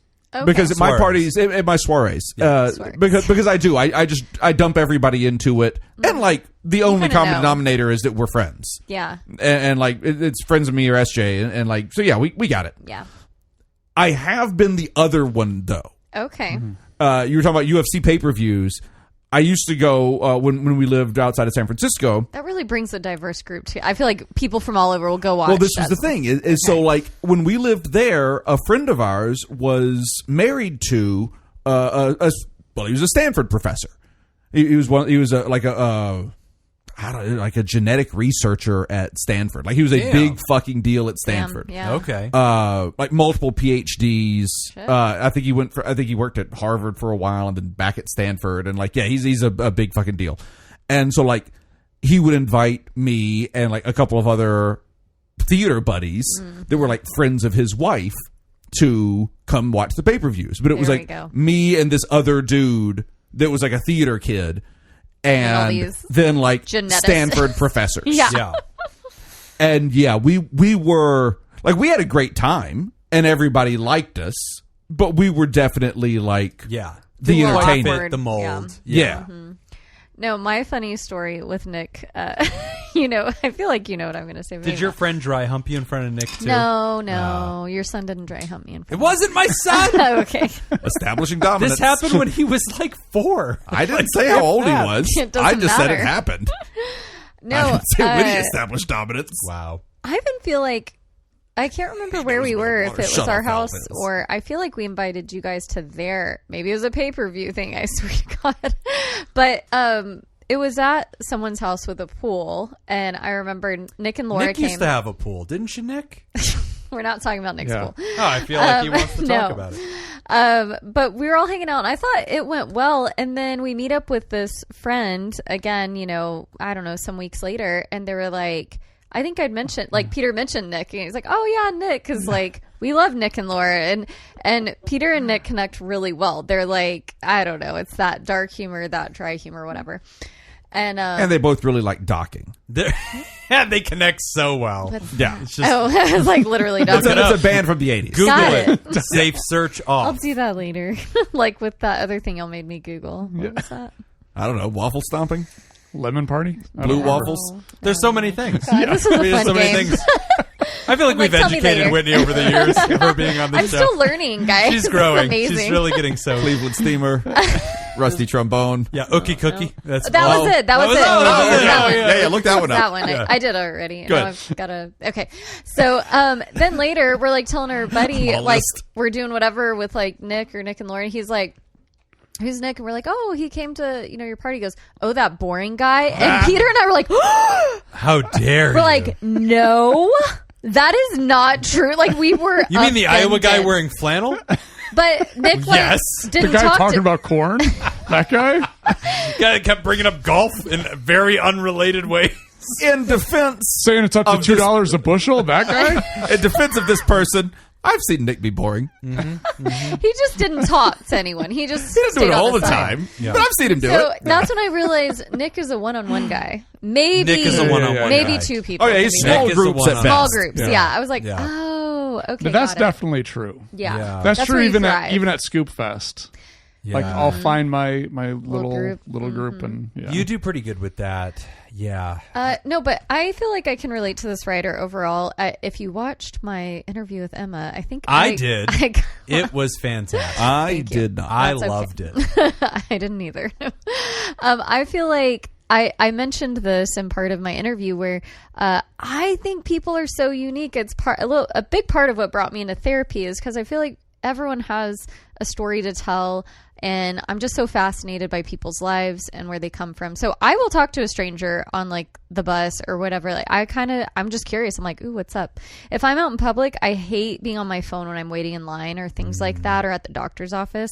I'd rather sit there and just stare at a wall or I guess be approachable because I'm like, I feel like I'm in the world. I want to be in the world. Right. And so, anyway, so I feel like I can relate to this writer in that sense. And I actually very, very recently, had kind of a little falling out with a friend, a little tiff. And, actually, I hope Laura's okay with me sharing some of this, but I was talking with Laura about this she's past fine. weekend. And she gave me some really good I'm insight. texting her right now. Yeah, she said it's fine. No She big gave deal. me some really good insight, and she didn't say exactly what this writer's friend said, but she basically pointed out, she's like, you are friends with a lot of people, and so you are spread thin. She said, this other friend of yours might have had their feelings hurt because they have few friends, and you are one of those few friends, and they are putting a lot of effort into this and a lot of time, energy, etc. And so when they don't receive the same back, it's kind of like the love languages. You think I'm pouring into this cup, but you're not giving me back the same. And so I was like, man, that is true. Yeah. I have not exactly thought about that. I actually called and spoke, later that weekend with a childhood friend of mine who we've had gone through tons of ups and downs.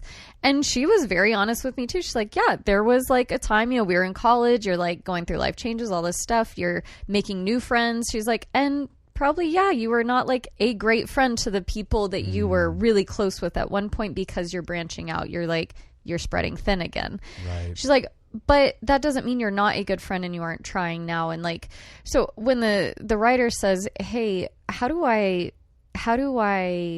manage this, or what do I do with this? I think from my own very recent experiences is like, you may have to kind of whittle down, and with approaching 40, I feel like these are things we kind of pay attention to more, where before I'd be like, my 20s, I want to know all the people. We're traveling. You become Facebook friends with someone you met on a plane, and you're still friends with them, 20 years later.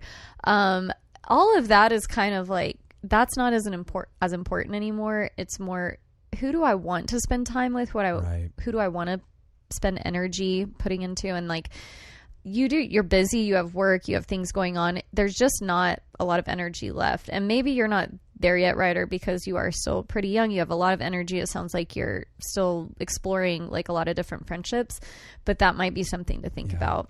You bring up a really good point. And I feel like this actually lines up with what the writer's talking about, right? Because like, I think a lot of times what makes a friendship happen is the way a person makes another person feel about themselves. Like the interest that you show in them, the fascination that you have. And when you're like the writer or like you, I feel like there's this nature of like, no, I'm not faking this shit. I'm genuinely curious. I find you interesting, and I'm bringing all this interesting energy at you because I really like you.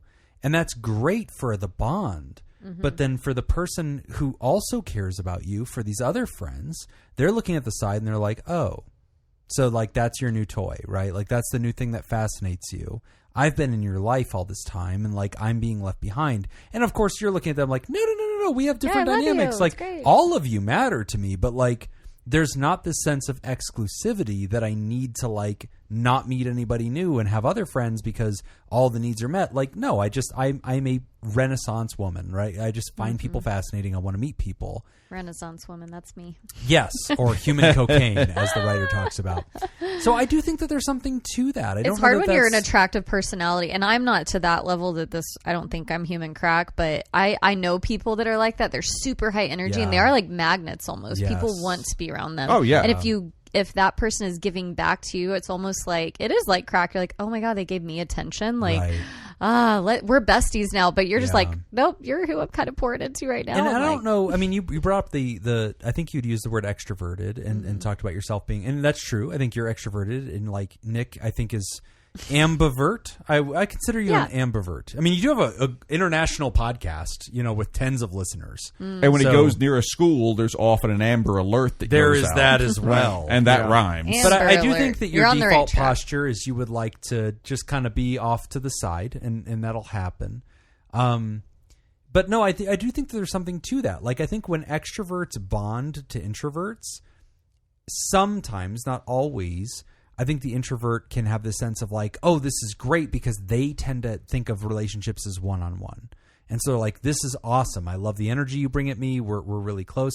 And the extrovert's like, yeah, this is fun too. And I want to go meet all these fun people, right? And so like, there's like this dance that goes on. And I think sometimes people like just lose perspective on that. So I agree with you. I don't think the writer's doing anything wrong here. No, I mean, I kind of wish, I'm a little jealous of the writer. Unless I wish I had a little bit more of that in me, because they're saying there's so many amazing people, and I'm thinking like there's 8 billion people on the planet, and about 8 billion of them are inconsiderate drivers. So they don't put their shopping carts up, and they don't put their shopping carts up. And it's like, and they poop on my lawn. Could we do okay? I did that at his request. Fertilizer. Okay? That's fair. Again, fertilizer. That was a donation. Yeah, so I don't know. My poop is highly nitrated, so it's good for you. Anyway, writer, I don't know that you're doing anything wrong here, but I do think you have something to think about, because I do think there's validity to people in your life telling you what kind of friendship they want from you. And maybe, Whitney, that's something you do relate to, because I feel like if a friend comes to you and says, look, I guess I have no opinion about you having other friends, and like you get along with people and you're extroverted and that's all really cool, but I esteem our friendship at a certain level. And for me to feel like it's reciprocated, here's the energy I need you to bring back to me. That doesn't require exclusivity, but it requires attention. So if you move on too quickly and you go find 10 other friends, that doesn't work for my friendship. I think that's fair. And I think if somebody's communicating that to you, then you have to go, okay, well, thank you. Like, I do value you, and I do need to know what you need for us to continue being friends. Yeah. Like the most recent thing, I have a kind of newer friend, like peer, who was wanting to start running, and I'm like, oh, I want to start running too. So twice a week now in the mornings, they chase you with their car. No, we like running, Jim, not chased. And so at like 6 a.m. we meet up to go run. And so she took a picture the other day and sent me the pic. She's like, I need to document this. So I sent it to my childhood friend. She goes, you can have other friends, but like, don't forget about me. I was like, bitch. Nice. I was like, okay. That's great. I was like, it's true. She's just my running buddy. We're good. But yeah, that's where I'm like, yeah, I'll meet you up and go run. And now we're like doing the running thing, and like now we're friends. It's fine. Yeah. But it's just different for different That's people. cute when you have to have like a conversation about like, hey, just so you know, they're only my running buddy. Like, you're my bestie. Like, that's how that works. Yes. I keep waiting for that to happen in my daughter's life, because like she's in that like 5th grade zone. She's going to middle school, where it's like she has all these best friends, and they make bracelets. Yeah. And they make like best friends bracelets. And she gave one to a friend, and I was like, oh, damn. Like, it wasn't this other friend. She gave the best friend bracelet. You know what? I went to my wife to explain like how like childhood girl relationships go. And I was like, what is the deal with this? She is a hot, supple 19-year-old. Oh, Jesus Christ. Thank you for playing that. Great. So I was like, his job. What is... I think if y'all stop paying him, he'd still show up just to play this. Oh, they had Love paid of the me in game. years. Love of the game. Love of the game clause. Love of the game clause. Love of the game clause. We shouldn't have signed it. Honestly, it's on us. Anyway, she's explained to me that like it's fine. They're still all friends. Like just this one likes bracelets or whatever. Yeah. And it's like, no, get it. my childhood friend that I was talking about, we met in like 4th or 5th grade, and we were a whole group of girls, and this is just who it's whittled down to, you know, over time. It's like me and her, and one other girl kind of pops in and out of like 5 of us that started. But yeah, hopefully she still stays friends with them over the years. It's incredible. Yeah. Well, I hope you keep your friends too, Whitney. And Ryder, I hope this works out for you. I don't think any of us think that you're doing anything wrong. I do think that there is something to be said for treating people the way they want to be treated.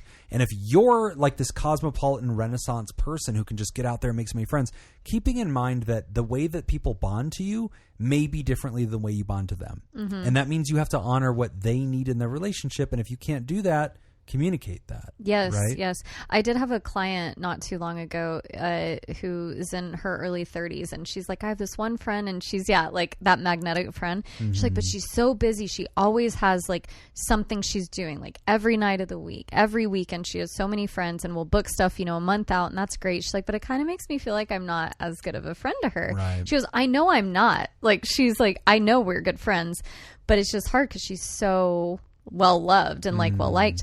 And I was like, well, have you talked to her about it? So she did. She talked to her about it, and it was great because from there she's like, well, let's book something soon. Like, let's make sure I get you on the calendar and like make you feel cared for. Like, I do have these other friends, and she kind of acknowledged that, like, I'm still gonna be hanging out with all of them, but you are important to me. It was just good to have that communication. I don't know if that's just I feel like girlfriends are a little different than it's like, I don't know if that's do you guys ever have these conversations with your dudes? Like, hey man, I feel like we haven't hung out enough, and I feel like you just don't make me a priority. Honestly, what I've got going for me is just being ugly, because then it's like, yeah, I got nothing going on. Nobody's really trying to hang out with you. No, I'm available. Really, yeah. You want to hang out tonight? Sure. Thanks. Yeah. Thanks for just Wide being open. willing. Yeah, let me check my schedule. Buddy, I'm trying to get you that. to have German food with me tonight. I'm trying to take you to a German bar. a date, fine. little date night. I mean, whatever happens. I mean, like, whatever, you know.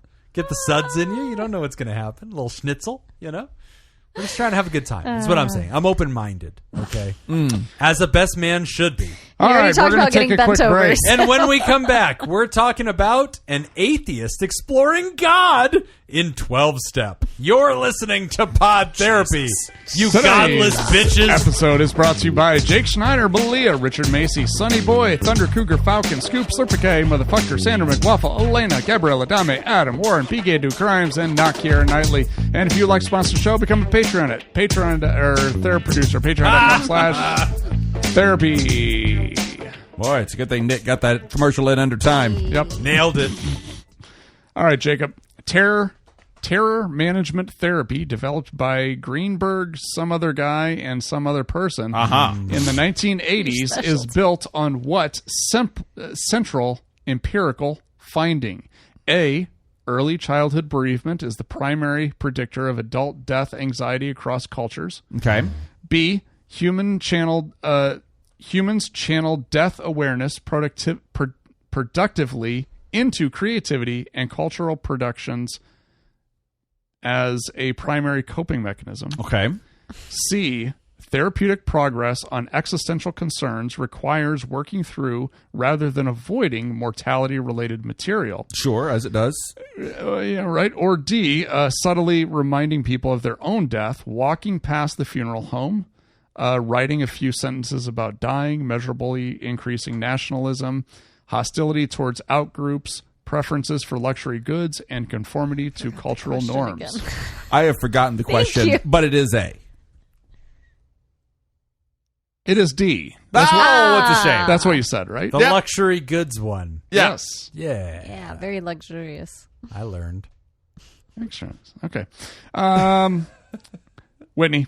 Yes. The IKEA effect. Oh, boy.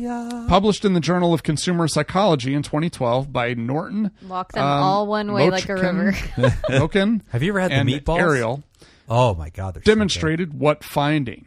A, people valued items they had assembled themselves at nearly the same level as professionals assembling equivalents, even though objective quality was lower. That's fair. Time spent assembling an item was the primary predictor of perceived value, regardless of the actual result. Oh, I like that. People who assembled their furniture with a partner reportedly higher relationship satisfaction. That's bullshit. No, we know that's wrong. Or D, people who abandoned assembly midway rated the experiences more negatively than people who never started. I like that. Oh.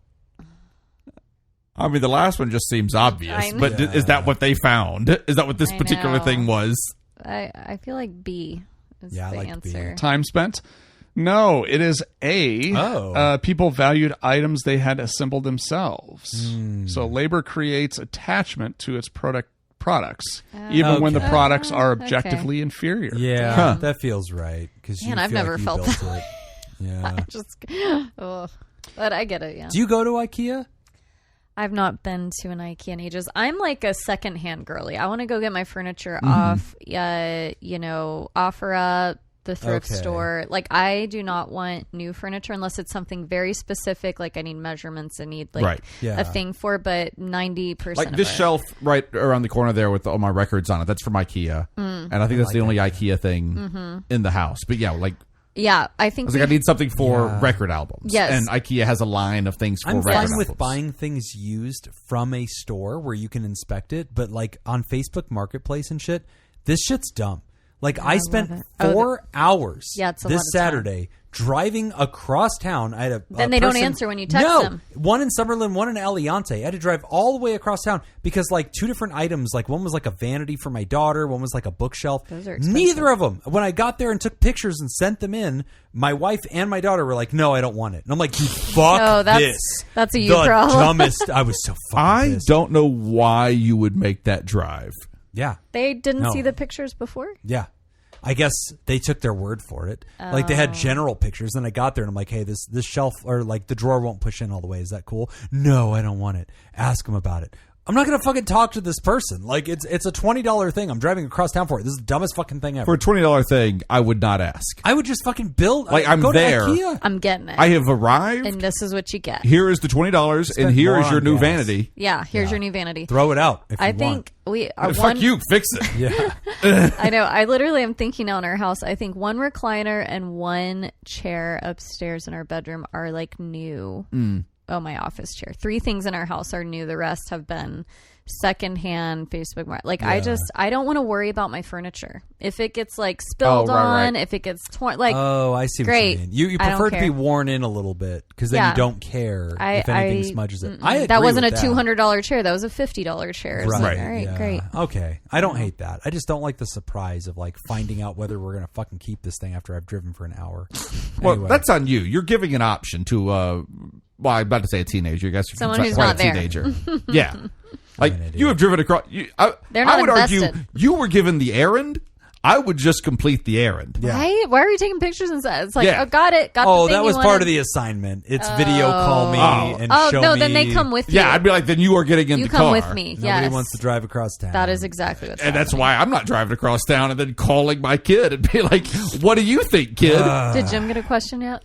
A, B, C, or D? I'll take C. It was B. Oh, that's a shame. All right, moving on. Whatever. Great. Last question for the night. An atheist exploring God in 12 steps. Hey, y'all. Partial follow-up to something I wrote about around a year ago with a new question for good measure. If you want to go back, it's episode 387, Dating Someone in Recovery. Baguette is a wonderful part of my life today, though it wasn't a continuous path for us. Baguette was the girlfriend. Neither Baguette or myself were really in a place where we were ready for a relationship a year ago, and she called for a pause after 3 months. Despite the hurt and confusion I felt at the time, I'm actually really proud of her for recognizing a problem and detaching for her safety and recovery. During our pause, I did a lot of work on myself with my therapist and eventually joined a 12-step fellowship that has helped me tremendously in the past half year. It's CODA, Codependence Anonymous. I believe it was that work that prepared me to be ready to come back to the relationship when our paths crossed again in a church lobby in the neighboring city a handful of months later. On to the question at hand. Before my journey into the 12 steps, I used to be more or less identifying as an atheist, even though that still didn't feel quite right. Now, as I'm going through my own journey, I'm running into a mental block when reconciling my quote-unquote atheist beliefs and the spiritual aspects of the program. I'm slowly changing my views and approach to the world to be more open to a higher power of my own understanding. But it still doesn't feel like me when I try to internalize that concept, especially when it comes to releasing my will to this higher power. Looking forward, as always, to the useful thoughts, but maybe more to the smart ones, on ways to approach this transition in my life. Mental Health Month bonus content. Did you know that there are 12-step programs for way more than just substance use? I learned that last year and have been amazed at the breadth of issues, dysfunctions, and disorders that have fellowships for support. It'd be appreciated to hear all of your thoughts on the wider, non-substance use 12-step fellowships. Thank you for the laughs and occasionally useful information. Signed, A Crusty Croissant. Croissant. 12 steps. It's not just for AA. Yeah, no, I'm really glad that they brought that up. So, like, here in the 12-step community, there's in Vegas anyway, we have like buildings where there's meetings that are held, and so we have Overeaters Anonymous, right? Oh. That's Gamblers Anonymous. That's Yeah, not substance use. Codependence Anonymous. I did not know that Adult was a Children thing. of Alcoholics, like Al-Anon and Nar-Anon, which are not actually for I'm abusing substances, but I'm the friend or family of somebody who is. There's a lot, and of course we don't talk about it a lot on the show, but we've referenced it in the past. There's SAA, Sex Addicts Anonymous. There's SLAA, Sex and Love Addicts Anonymous. There's Porn Addicts Anonymous. There are a lot of 12-step groups that are not strictly There are about specific chemical abuse. There's specific chemical ones like cocaine, heroin, crystal meth, pills. That Anonymous. Yeah. There is also all kinds of behavioral ones: gambler, sexaholic, sex addict. Yeah. I don't know the difference between sexaholic and sex addict. I'll show you. That's interesting. Oh, it's that. Interesting. Thank you, Jim. Yeah. Let's see. Debtors Anonymous. Yes. Let's see. DA is a fellowship for those who suffer from compulsive debting, overspending, or chronic under-earning. Yeah. Members support each other in stopping incurring and unsecured debt, repairing their finances, and practicing solvency one day at a time. Yeah. Clutterers Anonymous, Undereaters Anonymous, Internet and Technology Addicts, Online Gaming Addicts. Yeah. According to this one thing that I have Googled right now, there's over 50 of them. There's a lot, which I think is really great. And Nick, I'm really interested in your answer to this, because I think you and I, working in substance abuse, we have a very adjacent relationship with the recovery tradition of 12-step.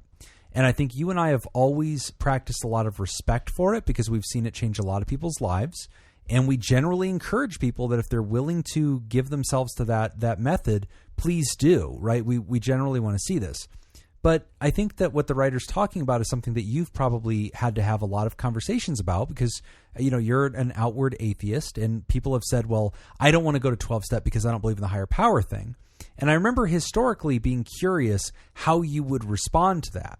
But I remember you always kind of pushing them toward recovery while also creating space for them to still authentically hold their beliefs, but like really trying to get them to focus on their health and focus on like what their objectives were. So when you think about balancing what the 12 steps talk about, and you might need to give a little bit of a public education for the listeners that don't understand 12 step, how much of it even speaks to that in your impression.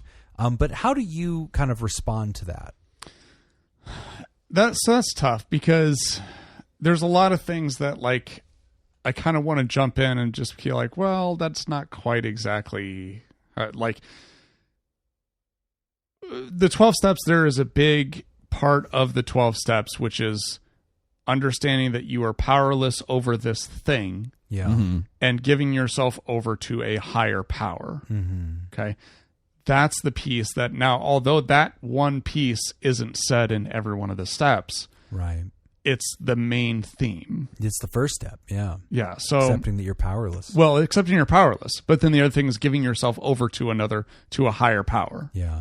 That's the piece that people struggle with. Right. And the thing that I always like explain to people is like, well, that doesn't have to be supernatural. It doesn't have to be, anything that you don't believe in. Mm-hmm. I've heard some people say, like, to me, my higher power is the group itself, is the fellowship. Yeah. I was going to say, I've heard often cool. Society, or like my community. Yeah. Mm-hmm. Yeah. And so I think from that perspective, then it's a lot easier for an atheist to be part of that group. Mm-hmm. The thing that I want to correct, and I don't want to say correct, but the writer, and you even kind of said it too, and it's not correct. It's just, it's not my definition.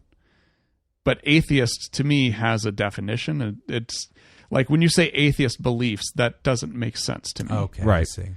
Because theism is the belief. A is without. It's without a belief. Yes. There is no atheist belief system. Mm-hmm. There's not a routine. Yeah. You don't have like people will say like an atheistic worldview, and that doesn't make sense to me either. Like you don't believe in leprechauns. You don't have an aleprechaunist belief system. I mean, technically you do. You don't I have, dress as one. So that is never true, mind. actually. Bad example. Bad example. Yeah. I do admit the existence of the Leprechaun films. Yeah. But like the whole thing, like to be an atheist is to be without a belief in a God, a supernatural God. That's it. Right. That's all it means. It doesn't. People will stack on to that, and you can do that. Say like, I'm an atheist and I believe. I'll go a step further and say there is no God. Okay. Which is a different claim. Okay. This is interesting. I found a thing here that is.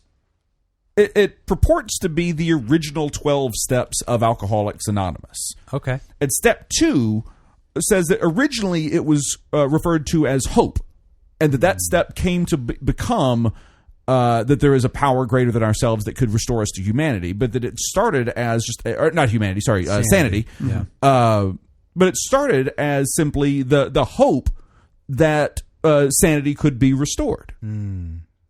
Yeah, and so it's interesting that over time it may have, or according to this one thing again, it may have become a little more religious over time who knows what happened. We should also point out that I don't know how. Well, but I think it had to though, because if you think about it, there was no other option. Right. The church was the one running the programs. Well, it wasn't necessarily the church, but like the church was kind of involved. But like it's kind of like it's kind of like one of those claims where you hear people say like, well, religion is good because religion brought us hospitals. Religion brought us this thing and this thing and this thing and this thing.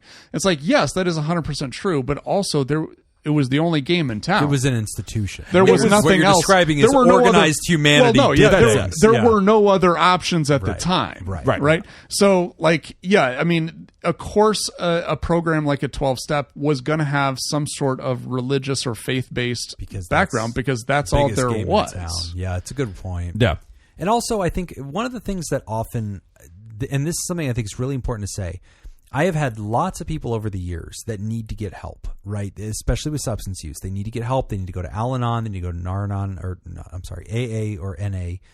And their excuse for not doing anything is because I've heard those are religious organizations. Right. Yeah. And I always... That's poor excuse. Yeah, I will break my foot off in their ass because I'm like, this is the dumbest fucking thing. Like, A, you have not looked into it adequately. Because if you did, you would find that there's plenty of room. There's a very strong, notable atheist community in all of those fellowships. They usually have their own meetings that explicitly say, hey, this is the godless meeting. Just in this is already like, do you want me to show secular, non-religious versions of these 12 steps? It's very loud. And I'm literally just looking up what the 12 steps are, to get the order. Yes. And it's already just popping up. And the theory of higher power, when you sit in the rooms and you listen to 12-step and they talk about it, there are going to be people there that talk about God. There are also going to be people there that talk about their ancestors reaching out through the void and calling them home. There's going to be people there that talk about the greater universe and alien energy that's speaking to them. A lot of people talk about energy now. That is their higher power, is just some kind of homeostasis or equilibrium or a future version of self. There's all sorts of creative things. Nobody corrects anybody because it's not a church. It doesn't fucking matter. None of them, they say that at the beginning of every meeting. Hey, we are not here to fix each other. We are not here to do that. We are here to listen and hold space. When they talk about their alien abduction stories, fine. Fine. Nobody gives a shit. Yeah. But there's a lot of people that have used this as their excuse to not do the hard work because they feel like they're a conscientious objector and they go back to crawling into the fucking bottle. And it's just a fucking bullshit excuse. Like, also, I don't know who you're fighting against. You're fighting against yourself. Yeah. Because there are atheist AA groups. I do get it, though, because it has a reputation. And if I'm an atheist and I think about, I'm going to have to go, I imagine myself being the only person in the room that doesn't believe in a higher power and having to either pretend go against the entire group or fake it and be somebody I'm not. It's just one more hassle. Yeah. And so I think the thing is that, like, if more people understood that they're not going to be alone in that room and there's going to be other people that also lack a belief. Yeah. Very good point. And then I think there's going to be more openness and willingness to And you know attempt. what? Now that you say that too, Nick, I think that I'm biased personally in a Western U.S. kind of way. I've been told by people who have migrated from the South and from the Midwest that when they get here, they're like, oh my God, I'm so surprised at how pretty much agnostic and non-religious the AANA community is. Oh, you are very spoiled by that. I think so. If you're discovering, just the fact that you're discovering that tells me that you are spoiled by that. Yeah, because there was no such thing in Louisiana as an agnostic recovery anything. Okay. It simply did not exist. Okay. Yeah. But I will say that looking up the different 12 steps real quick, I'll just go through them. The kind of general traditional 12 steps: honesty, hope, surrender, courage, integrity, willingness, humility, brotherly love, justice, perseverance, spirituality, and service. Brotherly. Yeah, those are the 12 principles. Yeah, and each one goes into it a little bit more. But the agnostic atheist version of it, their version of the 12 steps, which really, I think... eating babies. Sure. Mm-hmm. Well, that's 13. Okay, dancing with the devil in the forest. Yeah, and the pale moonlight. Riding brooms for some reason. But no, they match up well. Sage your house. And they get they do the getting the job done part. Okay. I think. Okay. So one is admit powerless over addiction and the unmanageability of life. Yeah. That's the only one that I'll read out completely. Yeah. Just your way didn't work. That's what that one means. And then accept the need for strength beyond your own, entrust life and will. I like perform that. a fearless moral inventory of oneself. Yep. Admit the nature of wrongs to oneself and at least one other person. Yes. Accept help. Humbly work to eliminate personal shortcomings. List those harmed and become willing to make amends. Yep. Make direct amends. Continue taking personal inventory. Promptly admit when wrong. Yeah. Use meditation / reflection that takes the place of prayer and everything to improve personal awareness and sustain the recovery path. Yeah. And practice these principles in all affairs, sharing this approach with others. And number 13, date the new person. Mm-hmm. Yeah. Always fuck the newbie. new person. Always fuck the newbie. But no, you're right. Like the philosophy in a nutshell of 12-step is practice extreme intellectual humility. Yeah. Be willing to self-examine and self-correct. Make right relationships that you have wronged and do this in perpetuity. Yeah. That is it. Basically, the way you're doing shit right now ain't working. That's it. We're going to do some new shit. Yes. It's self-examination. It's a Socratic method, really, broken down into pieces. Yeah. And we should also mention there are entire fellowships that are completely outside of AA, things like Smart Recovery, that are designed from the ground up with this idea of like, okay, we are explicitly making sure that this is in no way affiliated with theology and we're just evidence-based. And I like those fellowships a lot. They tend to have more of like a curriculum and stuff too. I would always say, if you are hesitant to do one of these programs because of the religious aspect of it, wherever you are, if you're in a more religious area than not, whatever it is, you can't use that as an excuse. Yeah, I think you're a lot doing of people do. That's the thing, is you're doing the work on you. If you're letting someone else, dictate whether or not you can do that work on yourself, then you're not doing the work. Yeah. So, Whitney, what are you thinking about this? I mean, obviously, you're not like these atheist heathen. You know, you went to a good God-fearing Bible college, like a good girl. Go on, Whitney. Like a good girl, you know. I've got my demons shirt on right now. Yeah. That was our mascot, was the demons. Oh, my goodness. Oh, wow. Damn. Jesus. Vic the demon. He was our mascot. Throw them horns up. Gosh, listening to you read through this question, I was very curious too, because I am not familiar with the 12 steps. I mean, like I know of them, but I couldn't list 3 of them. I don't know. I used to know them all by heart, just because I've been to so many meetings. Yeah. Like transporting clients, going with clients to meetings and stuff. Yeah. And you also just learn it through osmosis because they're just telling you their story. That's something I've always wondered about, though. I'm like, what if you are an atheist or agnostic? You're just not a Christian, because it seems very Christian based.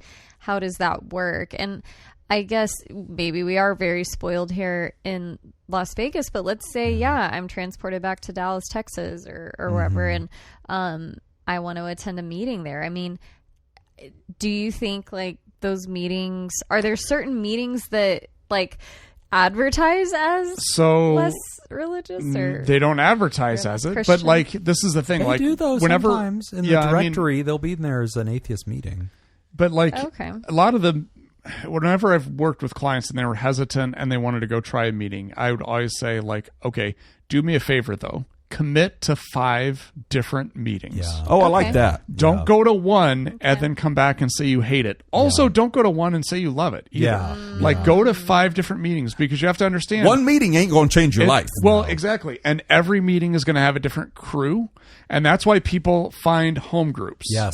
Because they're like, I've been to all these different meetings. These are the people I relate to. This is where I feel comfortable. And so, but it's tough because you got to wade through all the shit to find that meeting that you feel comfortable going to. So there are going to be some, and I would imagine, in the Bible Belt, it's going to be a lot harder to find some of those meetings. Because I've been to meetings where I've heard people say shit to, people who are atheists, just being like, oh, good luck. Yeah, you're not gonna find recovery that way. Yeah. And it's it's like, which is also nonsense. I think there's also something to be said for getting over the personal offense component. Like a big part of recovery is that deep humility. Yes. No, I think you're right, because some people that have been very damaged by religion too, they are like resistant to anything. Like they're not going to be open to that, and so if anything's said to them in a meeting where they're trying to and this is why as addictions counselors I think it's hard to take people seriously when they're like, no, I am philosophically opposed, and we're like, fuck you want to get high, like that's what this is.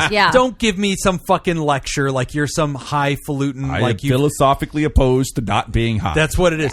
But like I've seen the same thing, arguably in a lot of treatment centers. I was at a treatment center not long ago where there was a patient who was like objecting to things because the counselor assigned to them was trans. And they were like, no, you don't understand. I philosophically disagree with this. And so like, it's just not a good match. And you know what? I cannot get recovery here. And like, we had to have a heart to heart where I had to talk to that patient. And I was like, look, I'm not telling you to fucking marry this person. Like but here's the deal.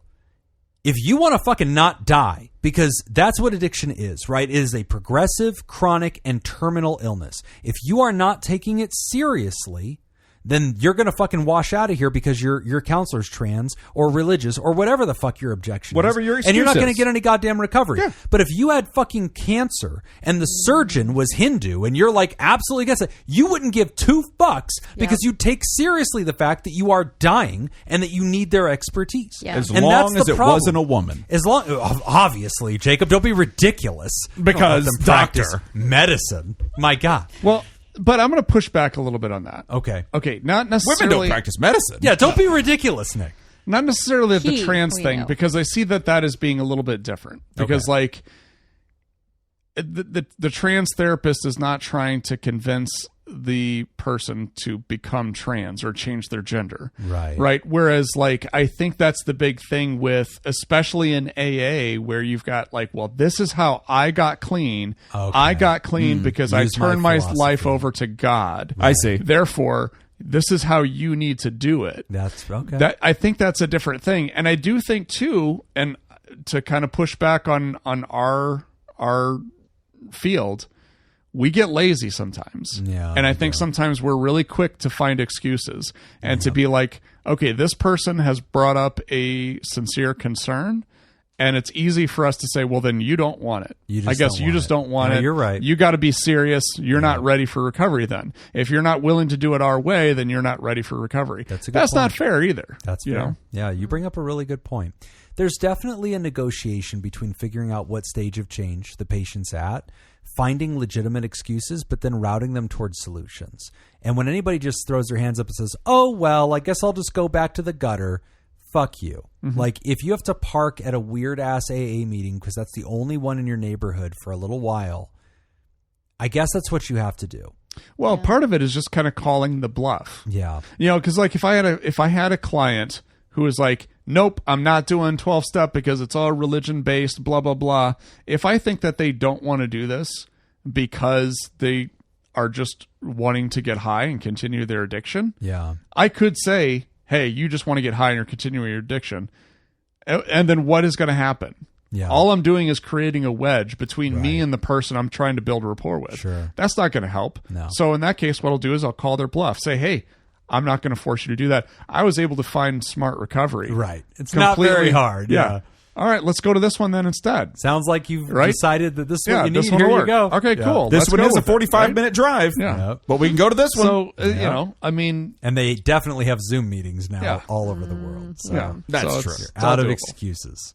How do you feel about the Zoom meeting, 12-step meeting versus the traditional, church basement Zoom or church basement meeting? The thing I wouldn't like about it is I like the fact that when I'm if I'm going to a meeting, not that I'm talking to like I'm not a member of AA, but like if I were to go into a meeting, seeing everybody there and knowing that we're all in the same spot, as opposed to on Zoom where I don't know who else is in the room with you. Okay, I can see nothing. I can see you, but I can't see anybody else. It's better than nothing. I've had folks who needed that because they were really high-profile people. Great. And so with Zoom, they could be truly anonymous. That's nice. And they wouldn't turn on their camera. They would change the name. But they really, especially in the early stages, they really needed it just to be there and to listen and to feel like they were really downloading the truth and starting to share theirs. So I think it's a vital piece of the puzzle. But I think I agree with you that if it's going to become a long-term part of your recovery, which it often can be, I want you to be connected to the other humans and really sharing space with them. Great. Yeah. But it's a great first step, too. Nice. So I think the point that we're all trying to help the listeners understand is that Jesus loves you, And no matter what you've done, no matter what you've overcome in your life. He doesn't. Okay. I'll break the news to you. Jesus does not love you. All right. Yeah. Well, God does, because God gave his one and only son, Jesus. Which was all part of his plan, by the way. Yeah. Well, Nick, it's really more about the Holy Spirit. Here's the thing. Holy Spirit is have a baby. No, what you need to do is you need to sin. Otherwise, Jesus died for nothing. Okay. All right. That's Wow. I guess that's mathematically correct. Wow. Logic is logic. But fine. But also accept Jesus. Okay, well, let's meet in the middle. Let's meet in the middle on this. It's the faith. Have your Rama Springer. The leap of faith. And then go ahead. Yeah, that's right. Thank you, Whitney. You remember. I learned all the things you to remember. Say, even if they don't make sense. That's right. I learned it all. Look, it takes a mustard seed. Okay? It takes a mustard seed. The eye of the needle and the camel. No, we don't talk about that anymore in America. We've right. let that one go Okay. because we need the money. So anyway, good luck, writer. I hope that you find God. Penn and Teller did a great camel through the eye of the needle routine. Liquefy the camel? Yeah. Yeah. Put it in a blender. No, Teller was the camel. Teller was dressed up as the camel. No. It was a really good routine. Google Yeah, it. you can find it on YouTube, I think. That is a great bit. Well, as we, we're going to take one last break, and when we come back, we are wrapping up the show. You are listening to Pod Therapy. Today's episode is brought to you by Jake Schneider, Malia, Richard Macy, Sonny Boy, Thunder Cougar, Falcon Scoop, Slurpikaye Motherfucker, Sandra McWaffle, Elena, Gabriella Dame, Adam Warren, B-Gay, Do Crimes, and not Kira Knightley. And if you would like to sponsor the show, you can become a Patreon, a Theraproducer at patreon.com/therapy. Doing great. All of these things are true. Also true. As we wrap up the show, we want to remind you, you can go to patreon.com/therapy. You can get our extended show ad-free. It comes out a day earlier. You also get instant access to our live chat Discord community. You also get 9 years of archives of deep dives, interviews with specialists, skill shares from therapy, research roundups, considerations of what's going on, and of course rants about all sorts of fun things, including religion, which we're talking a lot about today. And if you sign up now, patreon.com/therapy at any level, you will be notified about our live show as we're preparing for it. You will get all the deets. You will get the links. You will be able to be a part of it. You can live chat with the hosts. We're going to have a whole fun hootenanny. It's going to be a great time. A hootenanny. It's going to be a hootenanny. Patreon.com/therapy. We are recording this episode on May 18th.